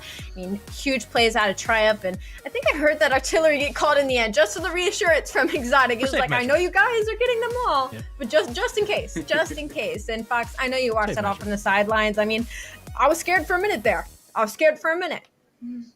Yeah, I mean, it's a tense moment, right? And we saw what ended up happening was Triumph coming together, Royalty with some stellar positioning there towards the end, a well-placed Semtex, and I think that we saw Team Triumph getting rewarded for their great patience. That round was certainly going to the distance. They were playing for their picks. The AR players are playing so slowly, and you saw their first priority was just don't get blooded, right? Yeah, Royalty Sixth Sense just made that round possible. The fact that he stayed alive in the back of the plane was like, I'm not pushing up, I'm not doing nothing until everything starts collapsing around the bomb site. And you saw all of TMNT. There was 3 people bunched up on the site for some reason. They all pushed up in the same direction. Royalty throws a nade, information, boom, round over. And at that point, that is where patience pays off. Well done by them. Here's a look at the schedule. And as that series concludes, here is the final matchup of the night. It's TMNT versus UT Crew, but it's been a hectic and fun day to kick off stage 3. Obtained defeated Team War 3-2. Amelia Strays defeated Mavericks 3-1, and that was the end of our European bracket. Then we moved on to Easter, who defeated Built by Gamers 3-2 in a hectic, wild, weird series in Game 5. And now we sit with our final series of North America and our final series of the night for day 1 of Teenage Mutant Ninja Turtles, of course, Parasite Squad versus UT Crew, which before we go to a break, guys, we just watched TMNT play, so I'm not going to ask you a question about them. But what I will ask is UT Crew, Rex, Yeez, Major Maniac, and Phantoms. We know that Phantoms basically spent a year on the sub spot, sub bench, whatever you want to call it, and he didn't get a lot of time to play last season. The big question, I guess, for a lot of fans of him was coming down into challengers. Was he going to be able to bounce back into Phantoms that played in Black Ops 4 in the Pro League, the Phantoms that got that sub spot? Because he's a very good player. I feel like on UT Crew, they were always maybe one piece away from being top 4, possibly top 3. Yes, they made a couple of deep runs, but they were never able to take down the New York Subliners Academies or really the Westers and now the Easters. They bring in Major Maniac. I think this changes things. That veteran experience and that leader on this team. Fox, what do you think about this addition to the UT Crew? I think that this addition to the UT Crew is a necessary one. Now, I'm not sure if that's going to be enough to make sure that they have what it takes to come up in this victory, but that remains to be seen. This is our first shot to see them all together. Yeah, I'm definitely excited to see what Major Maniac can do and what this new roster can do. But until we get to that point, we're going to go to a quick commercial break. And when we come back, the final match of the night for North America. It's TMNT versus UT Crew. You don't want to miss it.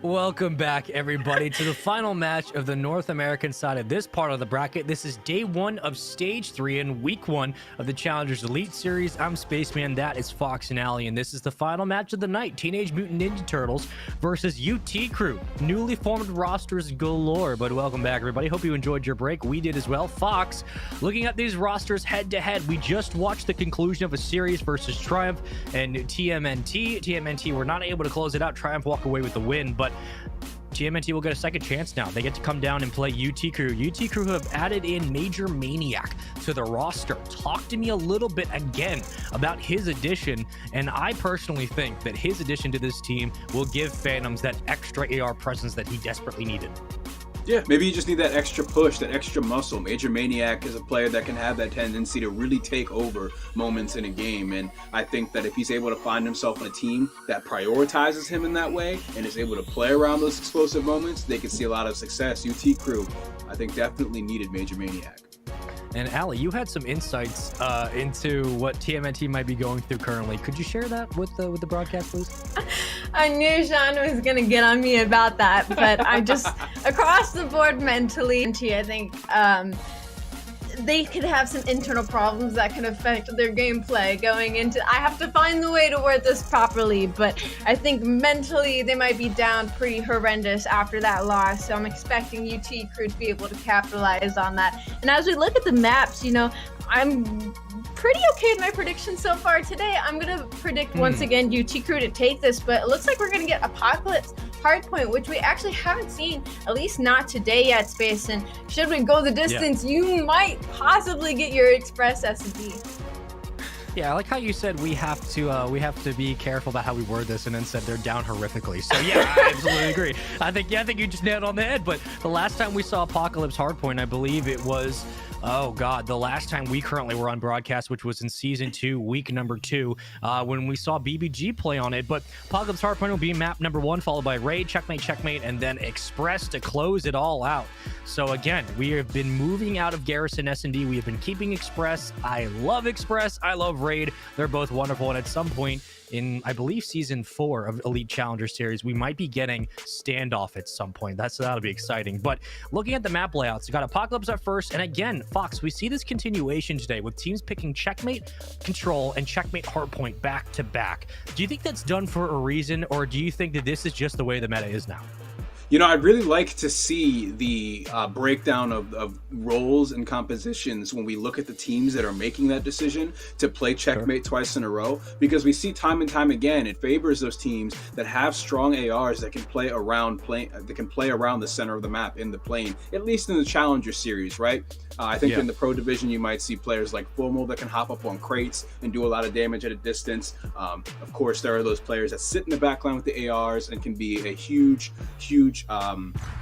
a player that's in massive control of the flow of the map. But I'm curious to see how much of that is the submachine gun players personally. Yeah, those power positions, man, they can absolutely be brutal, especially when your ARs are confident in those positions, filling out those lanes. I mean, you look at someone like Major Maniac, look at someone like Phantoms, who usually is in that spot, Llama God on the opposite end. And as we get into this first map in this final series of day 1 of Challengers Elite Series for Season 3, North America coming to a close with TMNT versus UT Crew. Alley, I gotta be looking at Major Maniac. Yes, he's the new addition to this roster, but there is so much that goes with not only his career, but what he can bring to a team. He's got to be the standout for me.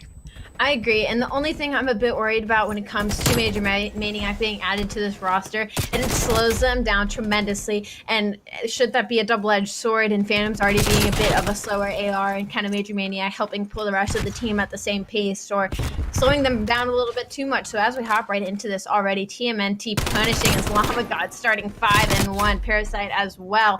I mean, they already have 40 seconds on the board, looking to make that over 50 as they are in control of this P2. Yeah, usually the first meet goes a bit contested, but nonetheless, we move through the bottom of the broken helicopter, and well, we're back to Courtyard, and at this moment, P2 has been completely locked down by Parasite and company. Glory picking up kills off spawn, and finally, UT Crew will get some time to breathe, but they won't have much time to think. They have to react to this lead that has been given to TMNT. 60 points in counting, and it's continuing to funnel on up. UT Crew have not even gotten in for a contest, Alley. They are struggling off the start. across the board looks terrifying, 75-4 on UT Crew. But this is one of those things where if they could get a full 60, they could be right back into this game, but they have to do it now as they're setting up for this next hill. And Moch is trying to have something to say about that. He will get taken down by Yeez. So finally, maybe light at the end of the tunnel for UT, but they also have to answer to this wave coming in from the front from TMT. Yeah, we're on the third hill, and they just got 4 points. So there you go. That's a better start than you've had so far. UT Crew need a full 60 here to bring themselves back in this game. And TMNT look like they are very pissed off after that Game 5 loss. You said the comms might be hot. I wish we could hop into a listen-in, but I guarantee it would be nothing but bleeps and expletives. It would be just so toxic. But that's sometimes what you need.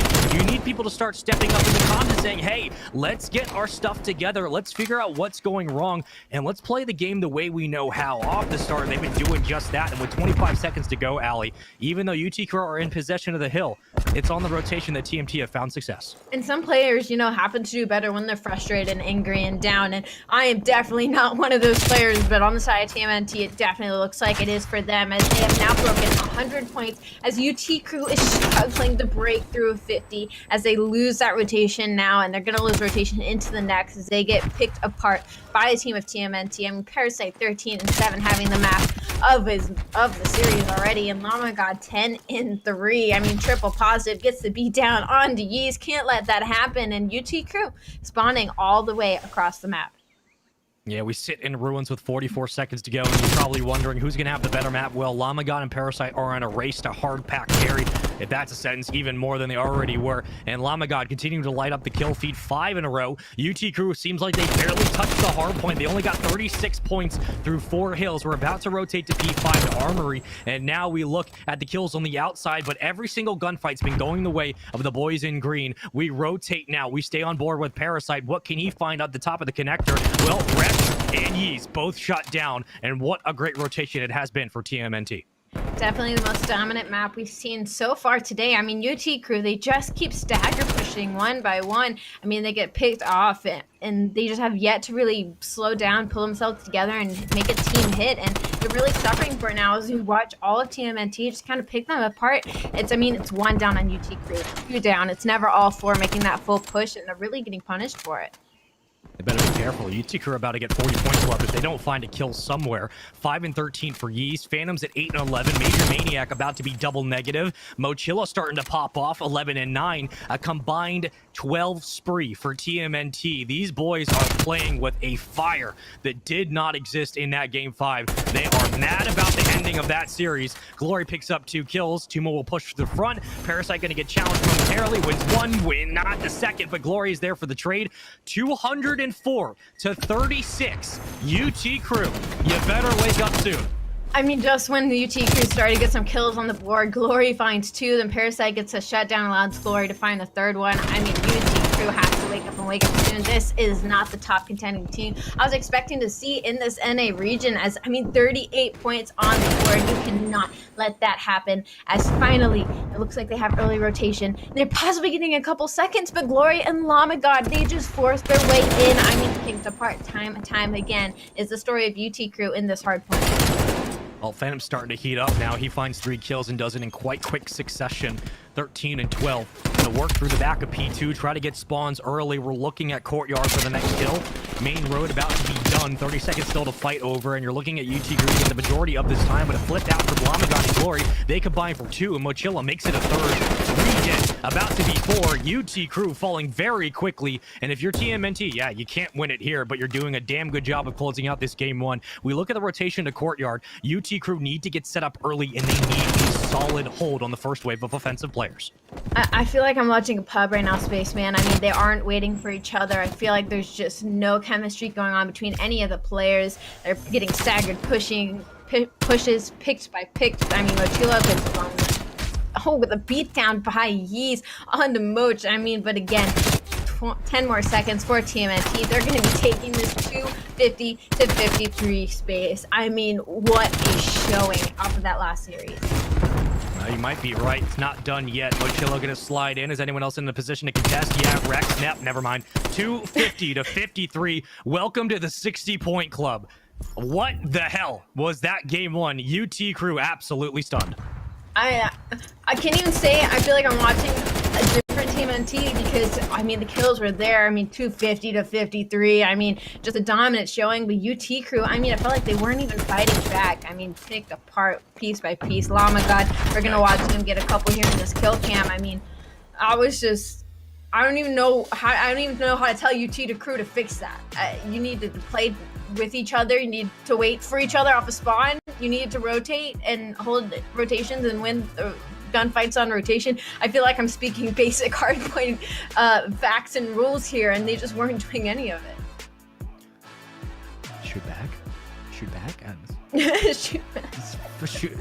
Unload your clip into the opposite direction. That might help. I mean, TMNT, they started off hot on that first hill. They rallied up, like 30 points? They moved it to 40. Then they moved that to 100, then 180. They never looked back. There was not a single second in this game where we did not think UT Crew, we're gonna lose it. They just consistently lost transitional fights, big gunfights in the hill, big killing sprees, big double and triple kills, big moments to break the game open. UT Crew are absolutely lost without their heads in this game. And man, if that is how this game went and that's how this series is gonna feel for TMNT, may God have mercy on the rest of these matchups coming, because we got an SED coming up next, followed by obviously Control. But I gotta tell you, we might not make it to Express because UT Crew got blown out in that first map. And man, that is the best way to bounce back if you're a fan of this Parasite roster, because they had a heartbreaking loss in Game 5. That is the single best way to bounce back in a hardpoint you may ever see. That was amazing. Oh yeah, to make your hardpoint basically a pup going into the next series, definitely the best way, not to mention a confidence boost. I mean, it was a beatdown. It was an absolute beatdown. I mean, UT Crew can take that in literally two ways. And either they've been going through this and it's just kind of like at this point where they're just like, oh my God, like we aren't figuring it out, or they're just trolling. I don't know. They're laughing about it right now. I don't really know what else you do in that situation. It wasn't like you had a slow start and then slowly heated up near the end and lost. It was a breakdown after breakdown after breakdown after breakdown. Nobody showed any life. Phantom maybe for like 3 kills, and then that was all she wrote. Here's the maps of the series, folks. Here's what might be the next bit of carnage. It's Raid S&D, it's Checkmate Control, Checkmate Hardpoint, and then Express S&D if necessary. Listen, we go to Raid. This will be more standard. Again, Raid has a way of kind of being a neutralizer. It's like when things are burning down, you pour water on the fire. Raid can just even out the field. This will be a very testing map too. If TMNT come out and they win this map too, this series is done. This series is absolutely done. If somehow UT Crew can tie this up, and I'm sure they're more than capable of doing it on Raid, we're going to have ourselves a series and it's going to be back to normal. But that was a stomping and one of the biggest differences you'll see ever in the Challengers Elite series when it comes to a hard point. This Game 2 S&D is everything for the series, Allie. I completely agree. UT Crew, they have to come out swinging. At this point, it's not even that they can put up a fight in this S&D. They have to come out completely swinging, because after that hard point, that is so much to overcome. It's one thing to just kind of lose it. It's another thing to get basically 50-point clubbed. I mean, as far as predictions go, I have to isolate that map as if it didn't happen. If I'm even to give any credit to the side of UT, I'm wiping that from my memory, because UT Crew, they are going to be 3-0'd in this series if I look at that hard point and I think about the rest of the maps that we're going into. So for that S&D, pretending like the hard point didn't happen, I've erased it from my mind. Yeez. I'm looking at Yeez from UT Crew. I'm expecting him to kind of be the controller on the map when it comes to this team. He has consistently kind of been their S&D player. So I feel like for TMNT to continue to shut them down, Yeez is kind of who they need to focus on. You know, I look back as far as with Major Maniac's success in S&D at the pro level, and I see that Yeez was having a slow game 1. I mean, there were moments where we looked in with Phantoms and Major Maniac. They were both double negative. I don't expect that same issue to occur here. I guess that's the word we're gonna go with in this game too. But there has to be a turnaround. There absolutely has to be just a flip. And sometimes if you lose really badly, you just kind of chalk it up to, okay, we got smoked. Let's just move on in the series. But we go into Raid, and this is of all the maps to go into. I mean, it could be Miami where things are a little bit more hectic, but to go into Raid as game 2, if you're UT Crew, that's a breath of fresh air. This is like, okay, we know what this map can bring. We know where certain players will be at all times and where you can only really go. Just take it a round at a time, man. One round at a time. You know what Raid is. Raid's been around for a decade. If you don't know how to play it, that's your problem. Yeah, just breathe. Take it a round at a time. Let's see what they can do. Take a note from my book, UT Crew. Wipe that hard point from your memory if you want any hope getting rounds in this S&D. But we're on board with Glory off the bat. Already some trades going down in mid, looking a little bit favorable on the side of UT Crew as they do go up in lives. 3v2 quite quickly in this round of Search and Destroy. As Bomb is now kind of just laid out in mid here as nobody's really making their way to capture it because they know if they do, they're going to get picked off very quickly. Major Maniac is going to get the kill onto Mochila, and finally it looks like we have a bit of a game on our hands, Sean. Well, Parasite's getting chased. He's got nowhere to go. Yeah, absolutely. No. Okay. Yeah, no, that's not going to happen for long. UT Crew will cut him down. And a very aggressive start for TMNT, but UT Crew, the same way that TMNT came into the hard point and just blew the doors off, for UT Crew, they had to come into the S&D and slow things down. You just had to take it a round at a time and really regain some bearings on this series. That was a good first round. Absolutely, and that's what they needed. Phantom starting off 2-0, so going off a little bit of where he started to wake up on that hard point. He's going to try and maybe put his team a bit in the backpack going into this next as Bomb gets picked up by Yeez, and they're going to make their way towards the A site, which we don't see happen too often. We know with this site, you have to get onto it and get control fast, or else you're going to get picked apart from mid by the rest of the enemy team, and looks like that's exactly what they're going to do. And they get the call to get the quick plant down. It works out for first blood. It might work out for second, but numbers are traded and dead even across the board. Clock didn't go down. I don't know if someone picked him off. I thought they got first blood, so that bomb instead is left out in no man's land. And UT Crew with Phantoms last alive versus Lamagod. I need to go back and look at this round. I swear they had gotten bomb down. Maybe they hopped off for a challenge. Phantoms wins the fight. You're not going to cut him down at the top of Mansion, so they escape in a very dicey situation. But here it goes. So I think was he using your bomb carrier and he hops off, and maybe he gets traded out from both steps, or that nade takes him out. Either way, that was a dicey situation. Looks like maybe a trade off on the side of Parasite, but yeah. I mean, once it's done and dusted, UT Crew now showing a bit of life as they are up 2-0 in S&D now. TMNT definitely probably taken it back here as they weren't expecting UT Crew to, take them down so far as a peg of down 0-2, and Glory 0-2, a little bit of a slow start out of him. Parasite sitting at 2-2. I wouldn't have expected any less. Rest of the teammates even across the board, but UT Crew Phantoms is 5-0. He's on a 5 streak and not looking to slow down at all. Certainly not. I mean, I don't know if he's working towards streaks or not. Doesn't look like it. Rex gonna hop off the play. Is tagged and weak enough for a challenge, but here comes the cavalry from the back. Rex able to find one. Team on the opposite end, he'll get cut down. Mochila takes down Yeez, 3v3. Mochila continuing to push up into the play, picks up another. 2 kills for Moch in this round. 3-2. Phantom on the opposite end, but Major Maniac cuts down Parasite. Numbers dead even.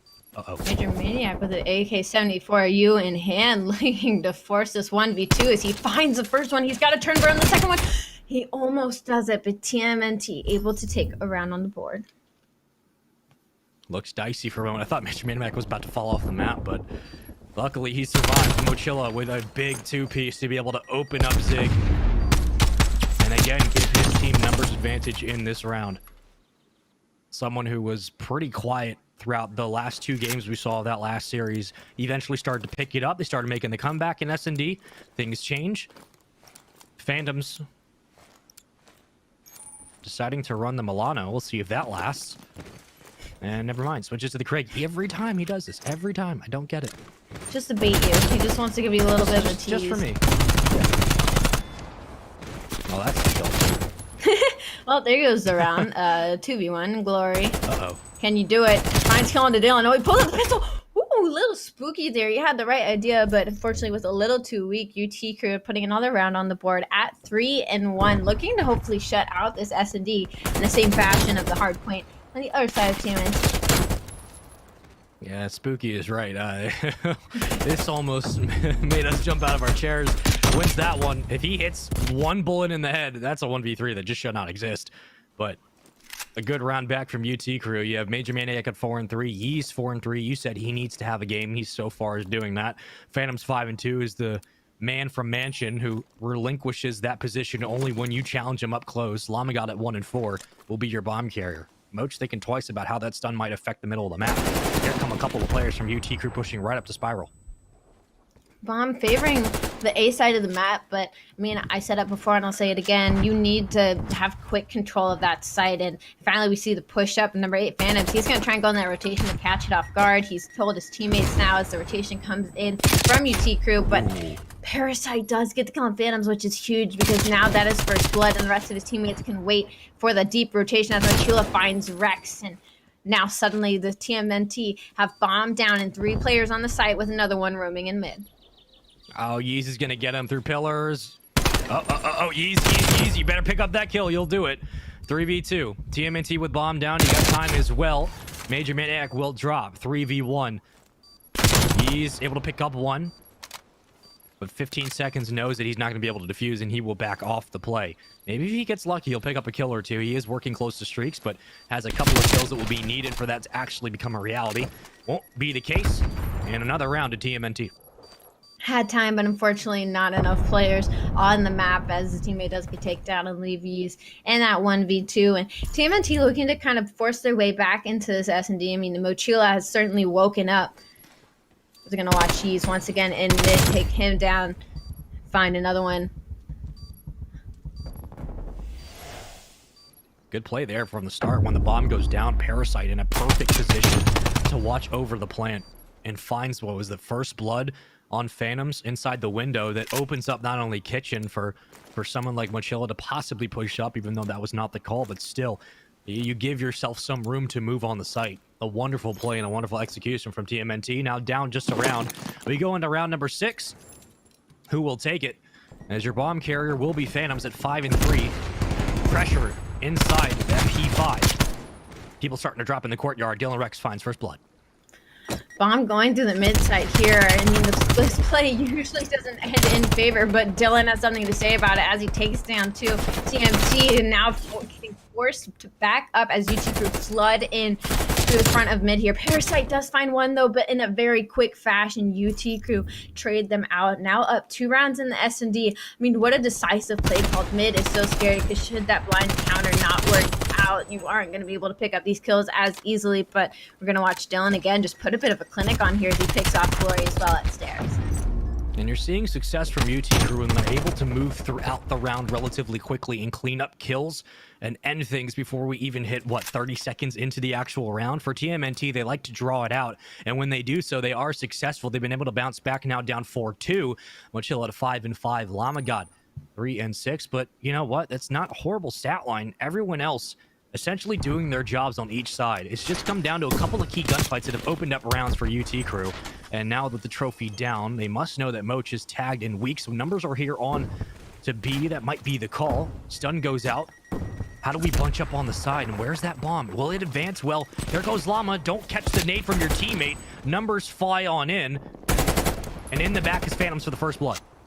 The best strat there for TMNT was because there was only 2 players on side. UT Crew was to just force their way, pushed up into spawn, get the kills onto Dylan and Phantoms, and then rotate back through the A site. As 2 players on the side of TMNT, on TMNT, we're gonna try to rotate through UT Crew spawn to get them from the back. So unfortunately, it didn't work out in their favor. So now Parasite is left on his own. 1v4. Bomb is down in the middle of 3 UT Crew players. I wish you luck. I don't think it's been done before, but there's a first for everything. Yeah, it's in no man's land, and a very aggressive offensive push that leads to nowhere. No one drops on UT Crew. 1v4 for Parasite. 20 seconds to make it happen. And he might think twice about that. Just wait for someone from UT Crew to possibly come challenge. And never mind. He's just going to take himself off the map. So we get to a situation where it's not the worst play call. With 20 seconds to go, yes, you don't want to feed anyone's streaks. But now you're down 5-2, Allie. It's definitely been a minute. since I've seen somebody just jump off the map. That was a little bit nostalgic, if I'm being honest. That was great. It brought me back. It brought me back a couple of years. But UT Crew, 5-2 in this search and destroy in this raid, which, you know, typically you probably would have favored TMNT, not only because of that hard point, but because of Parasite and Mochila and Lamagod. I mean, they should know this map like the back of their hand, but UT Crew really punishing them. Only one more round for UT Crew to tie up this series 1-1. Before we go to checkmate control, if Phantoms finds first blood, that might be the case. It has not been a pretty S&D for TMNT. That bomb go down. Lamagod barely wins the gunfight. Parasite able to make it a numbers advantage for TMNT. 3v2. And Parasite working through the top of Laundry. Will he be able to spot Yeez on the bottom side? Before Yeez wraps his way around, Parasite has an inkling, but teammates are there. And Phantoms drop. So 5-3 now. And we have been in this familiar situation tonight many times. Do you feel it, Space? Happen again. Do you feel it? Felt it. Okay. I felt it once. That's enough for a week. I'm good. Yeah, that's enough heart attacks for a week. Please, COD gods. But I mean, TMNT, they're showing a little bit of life, but they have to do it for 3 more straight rounds. Yeez, 8-4. Phantom, 7-5. If TMNT want to do it, they need to shut those two down. It might be as simple as this. Don't get first blooded if you're TMNT, because every time you have, you've lost the round. I mean, UT Crew have done a great job of making rounds go by very quickly and leaving people in odd situations. 1v2s, 1v3s, even 1v4s to an extent. Parasite gonna move through pool, or at least thinking about it, but you got Major Maniac split off, and Dylan Rex and Yeez working together. Oh, Moch pre-fires a little bit too quickly. Now they know where he is. Does Moch get aggressive? Does he ego chow this corner? If he does, he might get traded, but Major Maniac finds first blood. Moch just trying to get a little bit of information as his teammates start getting picked apart in middle map number 7. That's going to be Rex still, and he's going to catch him in the back. Only one player left on side of TMNT. 1v4 Moch. I'm sorry, you're not going to be able to do it. UT Crew take the S&E 6-3 in a pretty convincing fashion, if I do say so myself. Again, this has been a very odd series in the way that our counts have been going so far, but finally we have a game on our hands, Sean. Yeah, Raid has a way of neutralizing the stress, and if you're having a bad start to a series, if you jump into Raid for map 2, there's just something about it that it has a way of getting everybody back on the same page. They're able to tie this one up 1-1. Allie, we look ahead to checkmate control and checkmate hardpoint coming up, but looking back at this S&D, I mean, it was clinical from UT Crew. Every time they got first blood, they seemed to win the round, and even when TMNT were getting aggressive, they weren't able to take Phantoms out of that power position. Mochila was able to open up Zig with a couple of kills a couple of times, but after that double kill, and once they got themselves back in this game, UT Crew were consistently forcing TMNT into awkward, aggressive situations with bomb, and once that happened, they picked apart numbers, they played 1v3s. I mean, this was pretty textbook. Yeah, and I mean, Yeez and Phantoms, I mean, they did absolutely incredible during that search and destroy, which was huge for them coming off of that hard point to still be able to do what we expect them to do in a series. And I mean, again, he was just constantly being an annoyance. And Mochila, we just watched in that round, I mean, constantly players on TMNT, they were trying to make plays, but around them, UT Crew was just collapsing and picking apart their teammates. So by the time they tried to make a play, it was kind of too late. There was nothing they could do. So, I mean, great plays out of UT Crew, but now is, I guess, the big question of, can they transfer that confidence into the control? Because again, our one respawn we've seen of them, they got shut out. So I'm still feeling a little nervous for them going into another respawn, even after a 6-3 win. Yeah, the big question mark again remains over Rex, remains over Phantoms, remains over Yeez, and of course remains over Major Maniac. How did this team of 4 respond into a control, more importantly on checkmate, where in the first respawn, they got destroyed when it came to team trades. It was not close. Now, here's a look at the map layouts for the series. Checkmate control, followed by checkmate hardpoint. We will be going to a map 4. Will we go to map 5, though? Will we see either of these teams push at the distance? Who knows? That'd be the first time I've seen Express so far here on the Challenger side, but we go into checkmate control, Allie, and we know how A can be difficult for for offenses to grab, and obviously overtime works different now, but I think that your sentiment early in the series with Yeez being kind of a key factor for UT Crew, I have to stick with that. Yeez was a big factor in that S&D and Respawns as well. He has to be able to match the subs on the opposite end. Yes, absolutely. And on a map like Checkmate, I'm looking obviously more at the ARs because of the long control that you can get on both sides of the wings. But I'm also looking at inside the plane. And that's when I kind of look at Yeez and Llama God. And I'm expecting them to kind of duke it out, probably in cabin, in top and bottom plane. And I almost feel like it'll kind of come down to those two, because if Llama starts taking over a game, TMT, the players surrounding him will just, go off with it. The second you shut down Yeez, that's kind of the front line for the side of UT Crew. And I feel like once that front line is gone, the rest of them kind of start to fall. I just want to get into the game. I don't want to say anything more. I just want to see how this one actually works out. The predictions have been pretty on point so far for this stream today. Now, will we be going into a situation with UT Crew going up 2-1 or TMNT taking the series lead? Ali, quick prediction. I gotta hit you with it. What are you taking? Oh God, this series has been so scrappy. I don't even know what to think. After the hard point in my head is telling me maybe it was just the map. Apocalypse has been a new map for everybody this year. Maybe it was just wonky. Maybe UT Crew just didn't have the experience on it. But again, they had plenty of time to scrim on that map. My head is a jumble. I'm gonna favor TMNT. Just because I can't get that hard point out of my head, I'm going to favor TMNT. UT Crew, I'm expecting a little bit of life.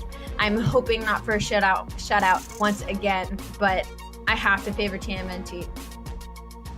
Yeah, I think that, actually, I'm going to disagree. I think that TMNT should be probably favored going into this, just given recency bias, but there's something about what Raid does to people. The fact that it just, when you play Raid and you play it well, it kind of resets the bearings of a team. And I just think the Phantoms and Major Maniac are about to take over. And yeah, that's all I got. That's my expert analysis currently at 10:56 p.m. I think UT Crew are just they're gonna want it more.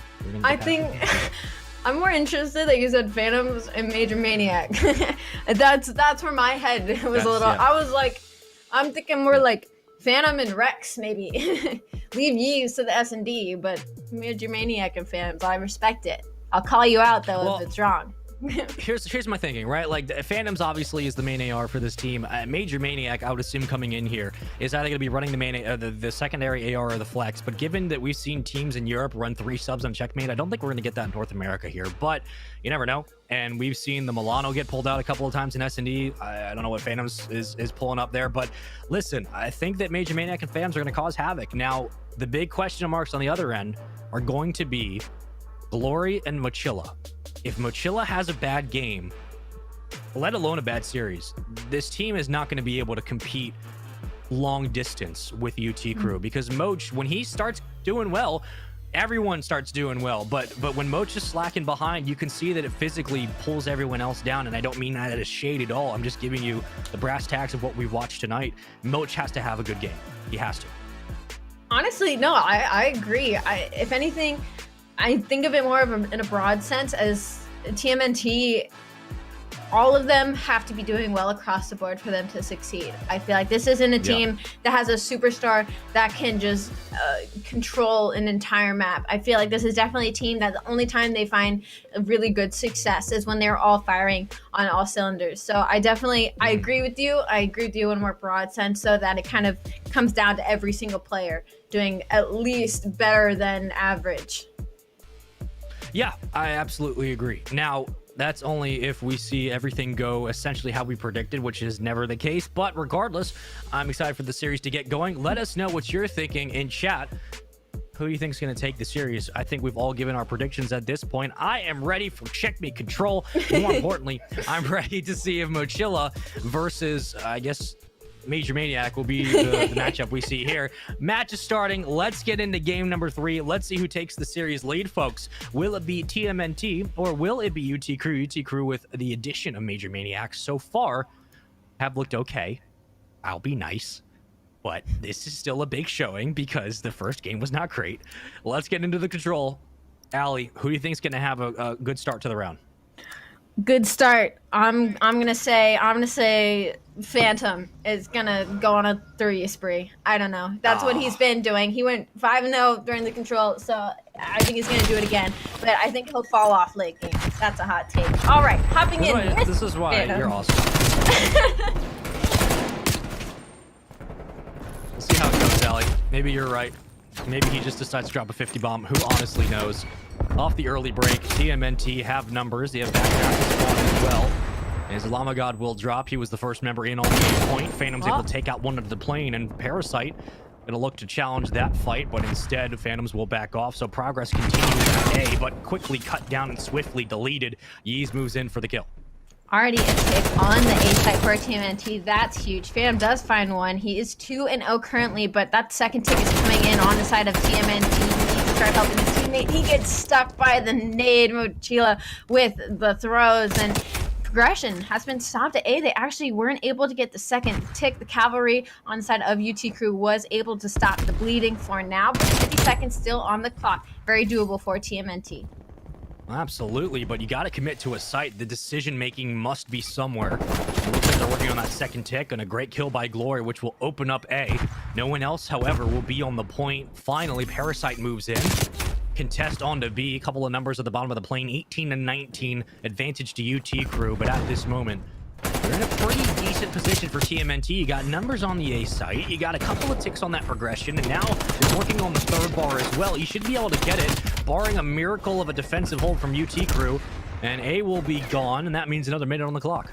A being one of the harder points to grab, being gone so early is definitely a huge win for the side of TMNT, but they are down in 2 lives, but they have a minute and 30 seconds to work with, so they can kind of play this a little slow and get a couple of picks off the side of UT Crew. I mean, if they get one full wipe here on UT Crew, that could be all she wrote for this first round of control. Oh, no Moses in here. Major Maniac, excuse me, win the gunfight. And now it's 16-10. Life count to UT Crew. 15-10 as one drops. TMNT have to play their lives appropriately. And pretty smart, because they got a minute to go, and they have to cap B. They have not made any bit of progress. And that's the problem. It's all down to the caps on those points, and not about kills anymore if we go to OT. 50 seconds to go. Major Maniac gonna fall. 7-12. Numbers continue to lead the way for UT Crew, and now they have a 2-to-1 ratio, and this should be an easy round 1 win. He is trying to get a little bit of playing control, as I expected earlier. Now he's having a bit of a hot start. He's 6-5. Phantom 7-5. Major Maniac 9-4. All of the side UT Crew starting to heat up as they are now just walking through TMNT, who only have 4 more lives to get this cap, but that's a wipe. That's all of UT Crew down. TMNT have to win every single gunfight after this. Nobody can go down if they want to get this progression, but Phantom, he's going to get behind enemy lines to take down one. Almost is able to catch Mochila, but that allows his teammates to make the collapse. UT Crew now calling their way back as they have taken the first defensive round on control.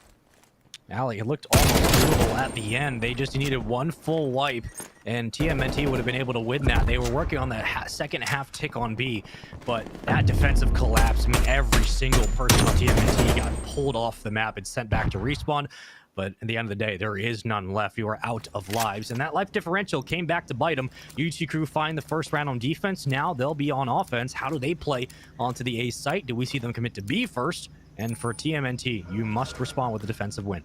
It all fell onto Phantom's shoulders to get that little bit of flank going, as all of TMNT kind of had to run away from his pre-fire as UT Crew pushed from the front. So great plays out of him, as B-site already looking to get a little bit of a tick going through, but that's quickly shut down. Dylan, though, looking to make his way all the way through the back of TMNT spawns, as he's hoping to shoot a couple players in the back. Well, 3 kills for UT Crew to kick this one off. Sitting on board with Dylan is he's going to work through the back of wood and knows where Llama might be. Getting pushed from behind, won't be able to find the gunfight. He will drop. He's tagged up, and nades continue to fly on in, but they're still working towards A, splitting numbers onto B as well. And it looks like the resources coming in both sites for UT Crew. I like the call, but what a great job by TMNT to come in on the collapse and take away both progresses as well. The progress will get shut down a little bit for now, as all of TMNT is trying to redo that progress. But Dylan shuts down 2 members of TMNT. Phantoms finds 1. That's 3 down. And now they start making their way onto the A and B site to possibly get that second tick in, and hopefully a first one. 22-19. UT Crew once again have a life count. And the differential stays on their favor. 21-17. It quickly drops, but Parasite will respond onto Dylan. Playing good defense through the middle of the map is Parasite. Looking for Yeez on the opposite end. He's going to be able to... Oh, he loses the gunfight. Yeez has no business winning that one. And that might open up things onto A, but they haven't gotten a lot of progression, so you kind of bite your tongue here if you're UT Crew. And for TMNT, lives are quickly dwindling 16-13. Dylan finds one more. Parasite drops 16-12. It looks like the decision will be on to A as Phantoms tries to create a problem on B. And this is quickly going by the wayside for TMNT. A basically gone, already 2.5 ticks on the B side. I mean, you just need one player on UT Crew to force their way under that plane to hopefully get control. TMNT trying to shut it down, but I mean, 8v12, UT Crew up in lives and only needing half a tick on the site. I mean, one wipe for TMNT and it is over. UT Crew will go up 2-0 in the control, and that is the last thing that they want to give them. 28, 11-5. It's going to be pretty difficult for TMNT. Only one full hit. Llama takes down one, but Major Maniac will trade him out. And that will be it. So as quickly as the situation starts, it quickly falls. 2-0. UT Crew take an offense, they take a defense. Man, they're looking good at this respawn. And they are looking fantastic, Sean. And the fact that none of Team NT even tried to get underplaned and maybe decap some of that tick, I mean, it just allowed UT Crew to stand there for maybe like 5 seconds and get it through. So they gave them no time to respond. And now, I mean, they're looking at a possible 3-0 in control. I mean, they are just getting beaten down. TMNT, they had such a good start. And now, time and time again, UT Crew is just answering back with one of their own. And already stacked on A, reading that push from the side of TMNT. Couple of bloods going through. Mochila finds one. They're able to hopefully get a little bit of progression, but Yeez quickly shuts him down from plane. And TMNT, I mean, they are getting shut down. Yeah, the biggest thorn on Parasite and Company's side so far has just been they've been playing off the back foot. They have not had a single life lead in this control. They have always been playing from the back. And when you're playing from behind so consistently, it gets difficult to execute your game plan at mid-map. Playing control currently for TMNT as Major Maniac comes in onto the point, and he is so tagged up, he will get traded. He's on your screen. Gets cut down. Ramagon with 2 kills. Rex will shut him down in the process. You're looking at 40 seconds to go, and you need to start making your way to a point. And it looks like we'll have 2 members, Parasite and Moch, both on A, so finally some progress at a site.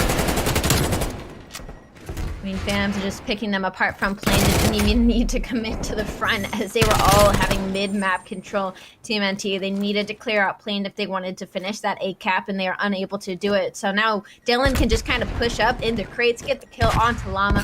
All of TMNT have to turn for him. Nobody should be close enough to get anywhere close to either site, except for maybe Glory or Motila, who needs to slide into the B site, which is what they're going to try and do. The Phantoms is going to be there. He finds one, unable to find 2, but does get traded out. But UT Crew, 15 seconds, nobody close enough. That's it. UT Crew take the control.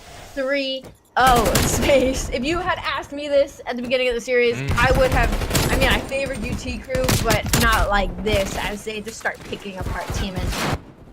Glory is 12-20. Mochila is 12-20.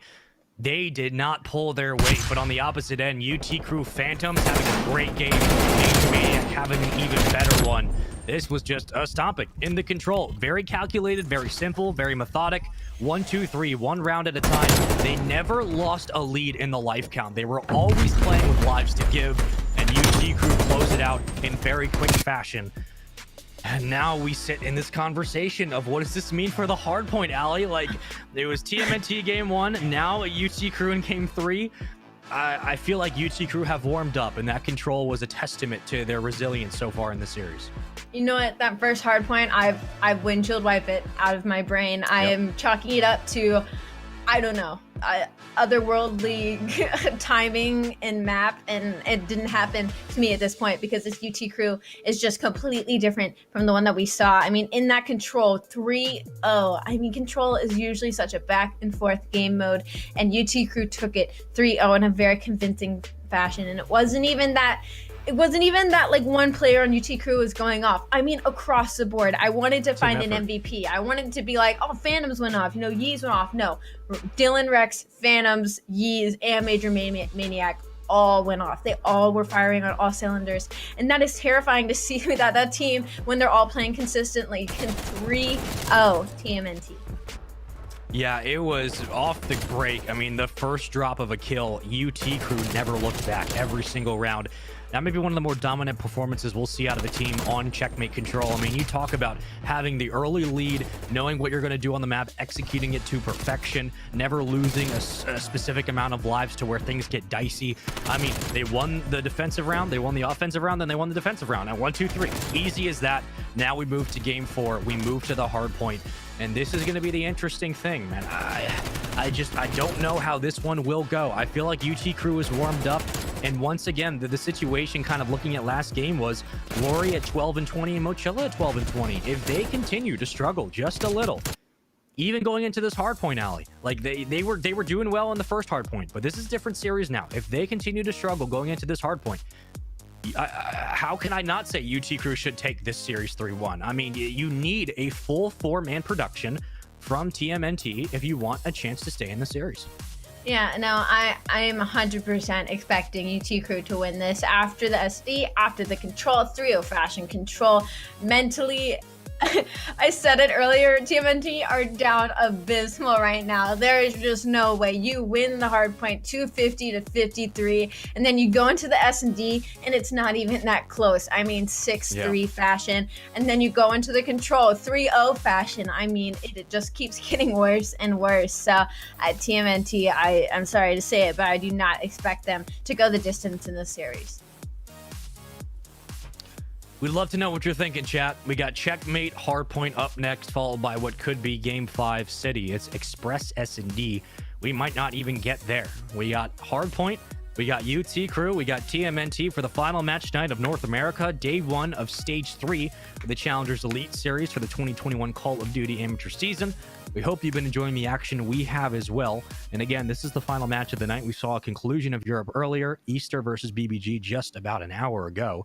And now we have one of the newly formed rosters in UT Crew alongside one of the also newly formed rosters of TMNT with Parasite, Mochilla, Llamagot, and Glory. So I know there's probably a lot of pressure on Glory's shoulders to be able to carry some of the young rookie load, and the fact that, you know, he is not the biggest name on this team, no surprise, but certainly a little bit of an up and down showing so far today. I'm sure he's going to get better as the series goes on and as the season goes on, no question. But for Parasite and Mochilla and Llamagot, this is a testament to the roster itself and a testament to the composition skills that you know, Parasite always finds a way to put rosters together around him. Was this the right decision to come in with these 3-4 players? You know, Moch has been out of the game for a while. I don't think it was a bad pickup by any stretch, but it will be something we talk about throughout the season, Ali, as whether or not they're able to find themselves within the top 4 conversation of North America, or if they play through the middle of the pack and or get relegated out. We don't know yet.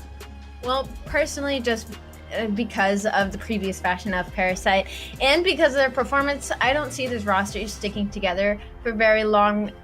If I'm being completely honest, this is probably one of the worst or worser. I'm just gonna say worse. This is one of the worst rosters that I think I've seen Parasite have to kind of put together. I don't think many of these players mesh very well together individually. There's definitely talent there. I mean, obviously Mochilla and Llamagot have created a name for themselves. Obviously Parasite does what he does time and time again, and Glory, new young gun, up and coming, I'm sure, but together they're just one of those teams that, you know, on paper I wouldn't expect to be doing so much, and they're kind of showing that here now as UT Crew is looking to shut them out going into our next hard point. So I'm expecting definitely another roster change and a new rosters to be surrounding Parasite here soon.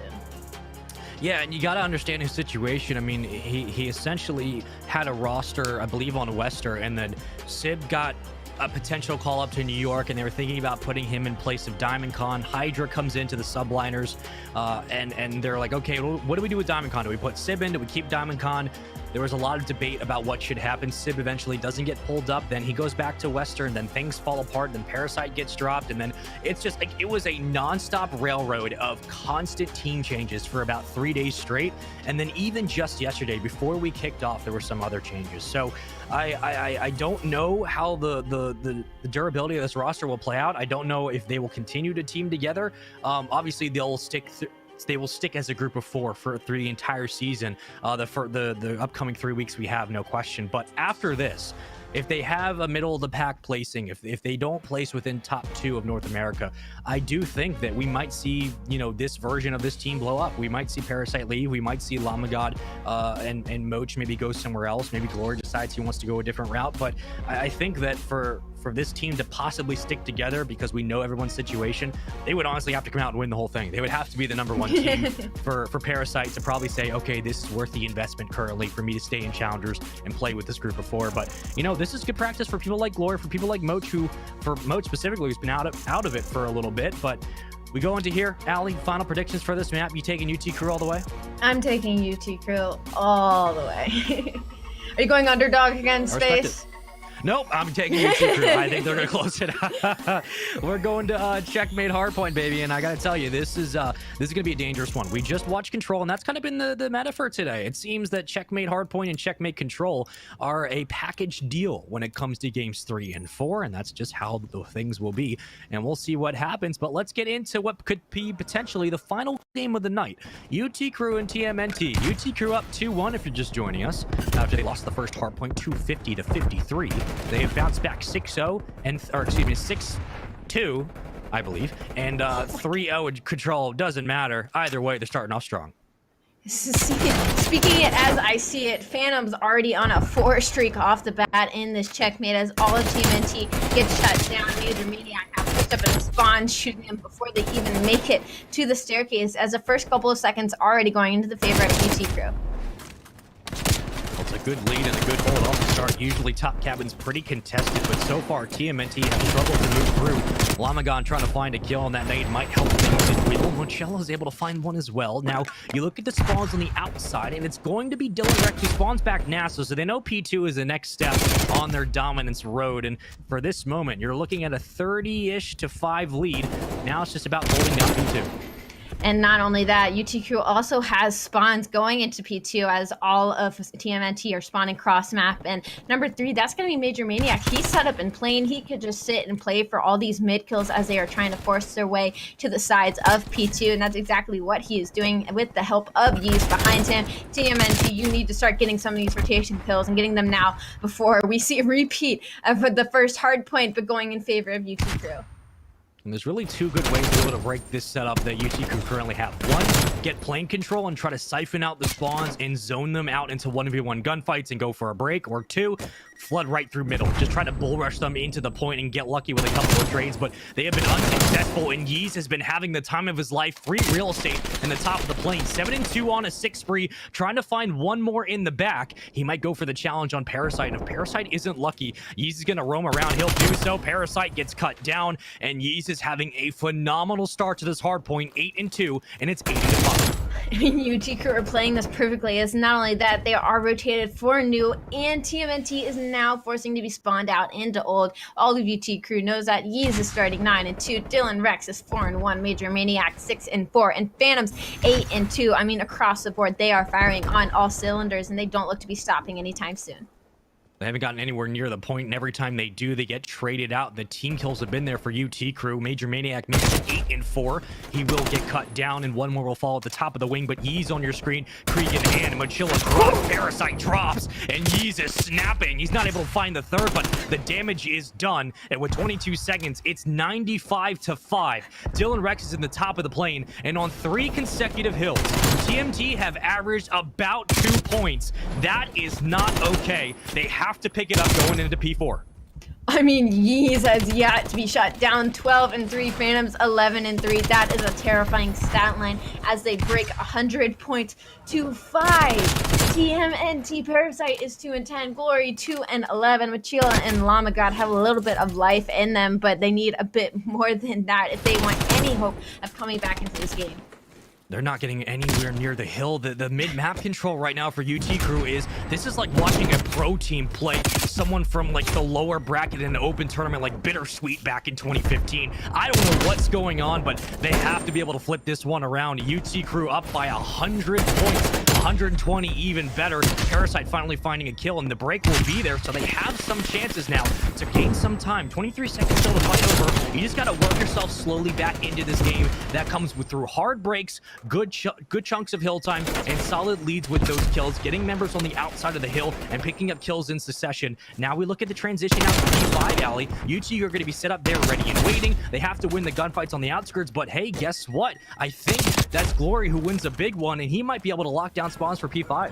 TMNT quadrupling their score in that last hill as they're looking to finally get a good rotation onto this next hill, and they're gonna get it unless Dylan has something to say about it. He finds two. Is he gonna find Mochila? He throws the nade. He knows they're there. He's reloading. He's taking the gunfight. He finds Mochila. That's 3 down now. The cavalry from UT Crew are spawning in the back. Huge play out of Dylan to shut down the small amount of momentum TMNT was hoping to get on that hill.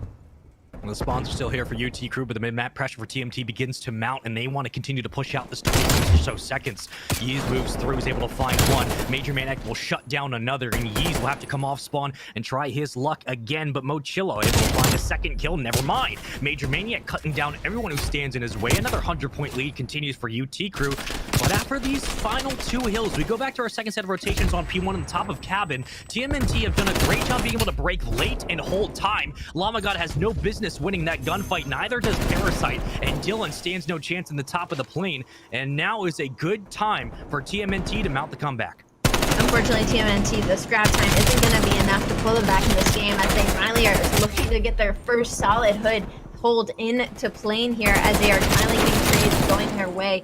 But again, 143 to 64, they have a large deficit to overcome, but they're looking to do it as Glory finds two. Finally, the kill feed is lighting up green. TMNT, not only that, they have spawns for next. UT Crew, you do not want to give TMNT any little bit of foothold in here as you're going to try and break in through plane. Yeah, Glory needs to be careful though. If he overextends and lets those spawns flip out, luckily he won't. He will drop. So TMNT have gotten about 40 or 5 seconds or so on this hill, which is not easy. And now they're set up for P2, and they have numbers back. You can see Glory rotating back, securing spawns for the next rotation. 2:46 on the game clock. We will not see that one drop much, but we continue on. And what was a 120-point lead for UT Crew is now down to about 50. It's not a lot, and it could be worse, but TMNT are mounting the comeback, and no one is around the hill. UT Crew invested a little bit too much on that plane control on the last scrap time as they desperately needed to rotate for next, but we're going to see some investment here out of Streaks. He's able to find one. He's hopefully going to find Mochila in the back. He's unable to as he stays alive, so investing those Streaks didn't do much for them as they weren't able to break into the hill just yet with only 30 seconds left. They do not want to flip these spawns out as they're going to have to trek their way all the way across the map for next. These holds have been immaculate for TMNT. They brought this back to a 20-point game. I mean, getting the kills on the outside of the hill is hard enough, but maintaining spawns and keeping them trapped in mid-map, that is not what I expected in the start of this hard point. But so far, we've made ourselves halfway through this game, and it's about dead even. Yes, the lead is for UT Crew, but the last couple of hills have been all of TMNT. They're getting 40 seconds or more, and that is enough to be able to win this game. Now, how do they play under P3? How do you play under the wing and isolate out UT Crew? You're looking at Major Maniac to be moved out of position, and you need Yeez to slow down. He's 21 and 14. Rex is going to be top in the cabin, and you need to cut him down as well. That takes away sub pressure off the back ARs. Now, he moves onto the plane. Able to take down Mochila, does his job effectively, and the break is there for UT Crew. UT Crew need to work on these early rotations. They have started to give up a lot on the side of TMNT, but thankfully the break comes through under plane, and now they can hopefully break this 200-point mark. Not yet, but with these 30 seconds to create a bigger lead of what they once had. Well, they're not getting a lot of time, even with positioning on the point. They give about 10 or so seconds up to no one. And after all is said and done, after the dust settles, time continues for TMNT, which just should not happen. UT Crew won mid-map control, and they gave up the last bit of scrap time, so things are looking pretty good if you're a fan of Parasite and company. Now we rotate to P4. Llama in the back alley. Parasite able to pick up one from the plane. He's going to be pinched from the back. Does he know he's behind? Nope. Major Maniac wins the gunfight easily. All numbers will drop. It's 3 that fall for TMNT and a 3-kill spree for UT Crew. Parasite now going to call in streaks. What can the missile find? It hits the roof, unfortunately. And I don't think he'll be able to spot anyone else. Nope. He won't. And so far, another decent hold for UT Crew, but it feels like TMNT are close to breaking through. UT Crew, that's exactly what they needed. They did that early rotation, and now they're getting almost 60 points off this next hill. And as soon as I say that, Glory finds 2, and they break in so easily. UT Crew had no cavalry coming to help this, but now Yeez is infesting streaks. I mean, this is just a streak game, Sean. Time and time again, you're seeing both sides call in their cavalry to try and get some more hill control, and it goes on the side of UT Crew once again as they break that 200 mark. And TMNT, they started to heat up and come back from that huge deficit, but it was too late. Yeah, you can tell everyone doesn't want to play for a close late game. They want to be able to get a lead and maintain that and just play scrap time after investing so many streaks early. And 212 to 150, we go to P5. Last time it was TMNT who were here early, and they held basically all 60 points. 218 and counting. You can win it here, so you need a full push from the boys in green. Parasite able to pick up a double kill. Turns around on Yeez and finds 3. Dylan Rex in the back of Woods. Now you need a break if you're UT Crew. Parasite starting to kick things up into a different gear. He has the streaks in hand, and more importantly, that gun's shooting like a missile. He's finding everything necessary. 223 to 155, and you have plenty of time to be able to lock down the rest of this time, find the rotation. 3 kills for Parasite, and he's done his job perfectly. Parasite leading the way through his team to be able to get that scrap time, which was huge and should almost put them over that 200-point mark. And again, this game should not be as close as it is with the beginning of UT Crew. And Dylan, he's trying to get that playing control. UT Crew is on this early rotation. Again, TMNT, they have to break this and break this fast, or else all that they have worked up to do in this late game will come for naught. Both teams get basically a full 40 points on this P1. We get our first set of hills. All 4 dead. Oh, this is a massive break for TMNT. The spawns are out on the opposite end of the map, so not only do you worry about P1, you worry about NASA Hill coming up right after this. How are they gonna break? They're gonna play through right in the back of the plane. It might just be a full rush inside. Brass Tack, here we go. He's gonna fall. Mochilla trying to find one. He gets cut down. The Parasite's still alive. Creganham finds one. Can't find the second as Dylan collapses in, and they can win on this hill as well. Glory working together, and Rex will fall. Yeez gets a trade. Everyone starts to drop inside the point. It's chaos for the moment. We go to P2. It's so scrappy back and forth that you look on the side of spawns. TMNT are in the position for P2. UT Crew, you need to send somebody to invest here. Looks like it's gonna be Major Maniac. He finds kill in the deep back. If he pushes all the way through, all of TMNT has to go on the hunt for him. They are able to pick him off. It is all up to Yeez now if he can get this kill onto Llama God and open up this lane for his team.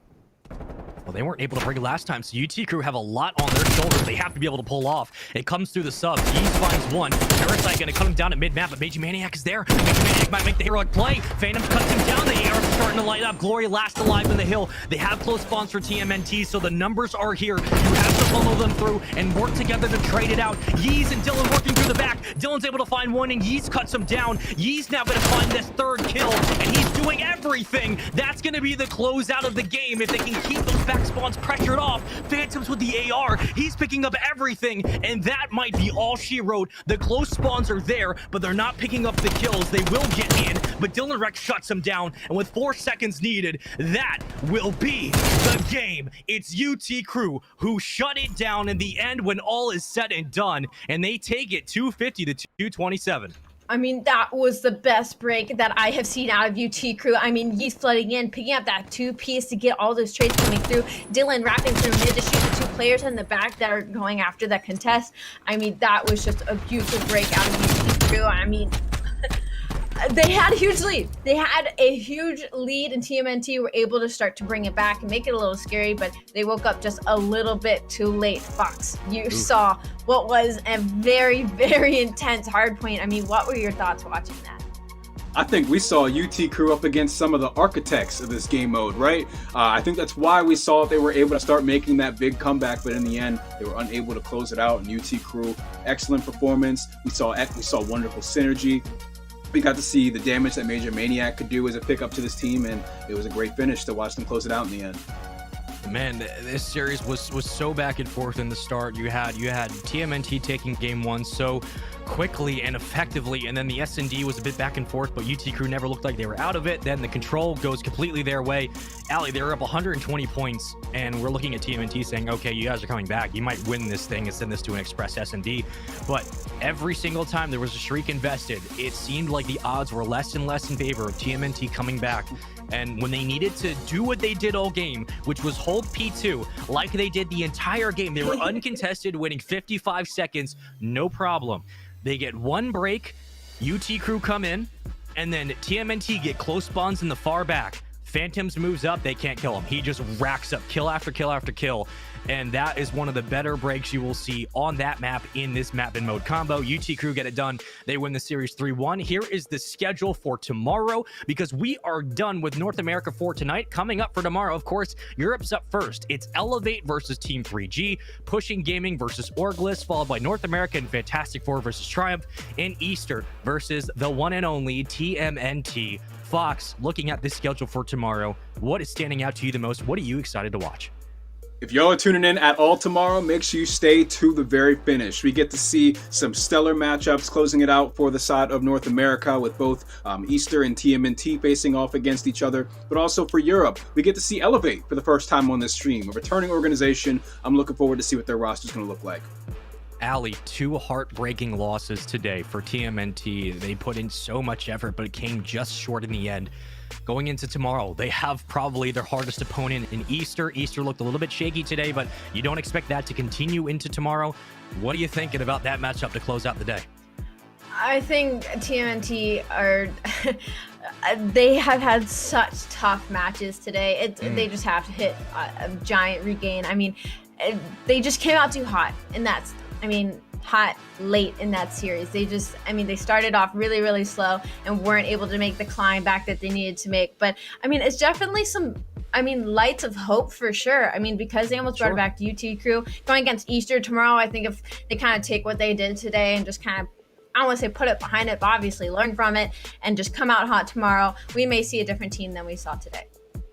Absolutely, and I would love to know if they're able to hit that hard regain, but until we get to that point, folks, that's going to do it for us here tonight. That will be the conclusion of North America, and that was the last match of the day. But coming up tomorrow, we kick things off again bright and early, 12 p.m. Pacific, 3 Eastern, with Europe. It's been an exciting region to watch. Not as many roster changes, but still nonetheless some of the best Call of Duty you will ever see. And then followed by that, we will see North America conclude day 2, week 1 of stage 3. We will see you guys tomorrow.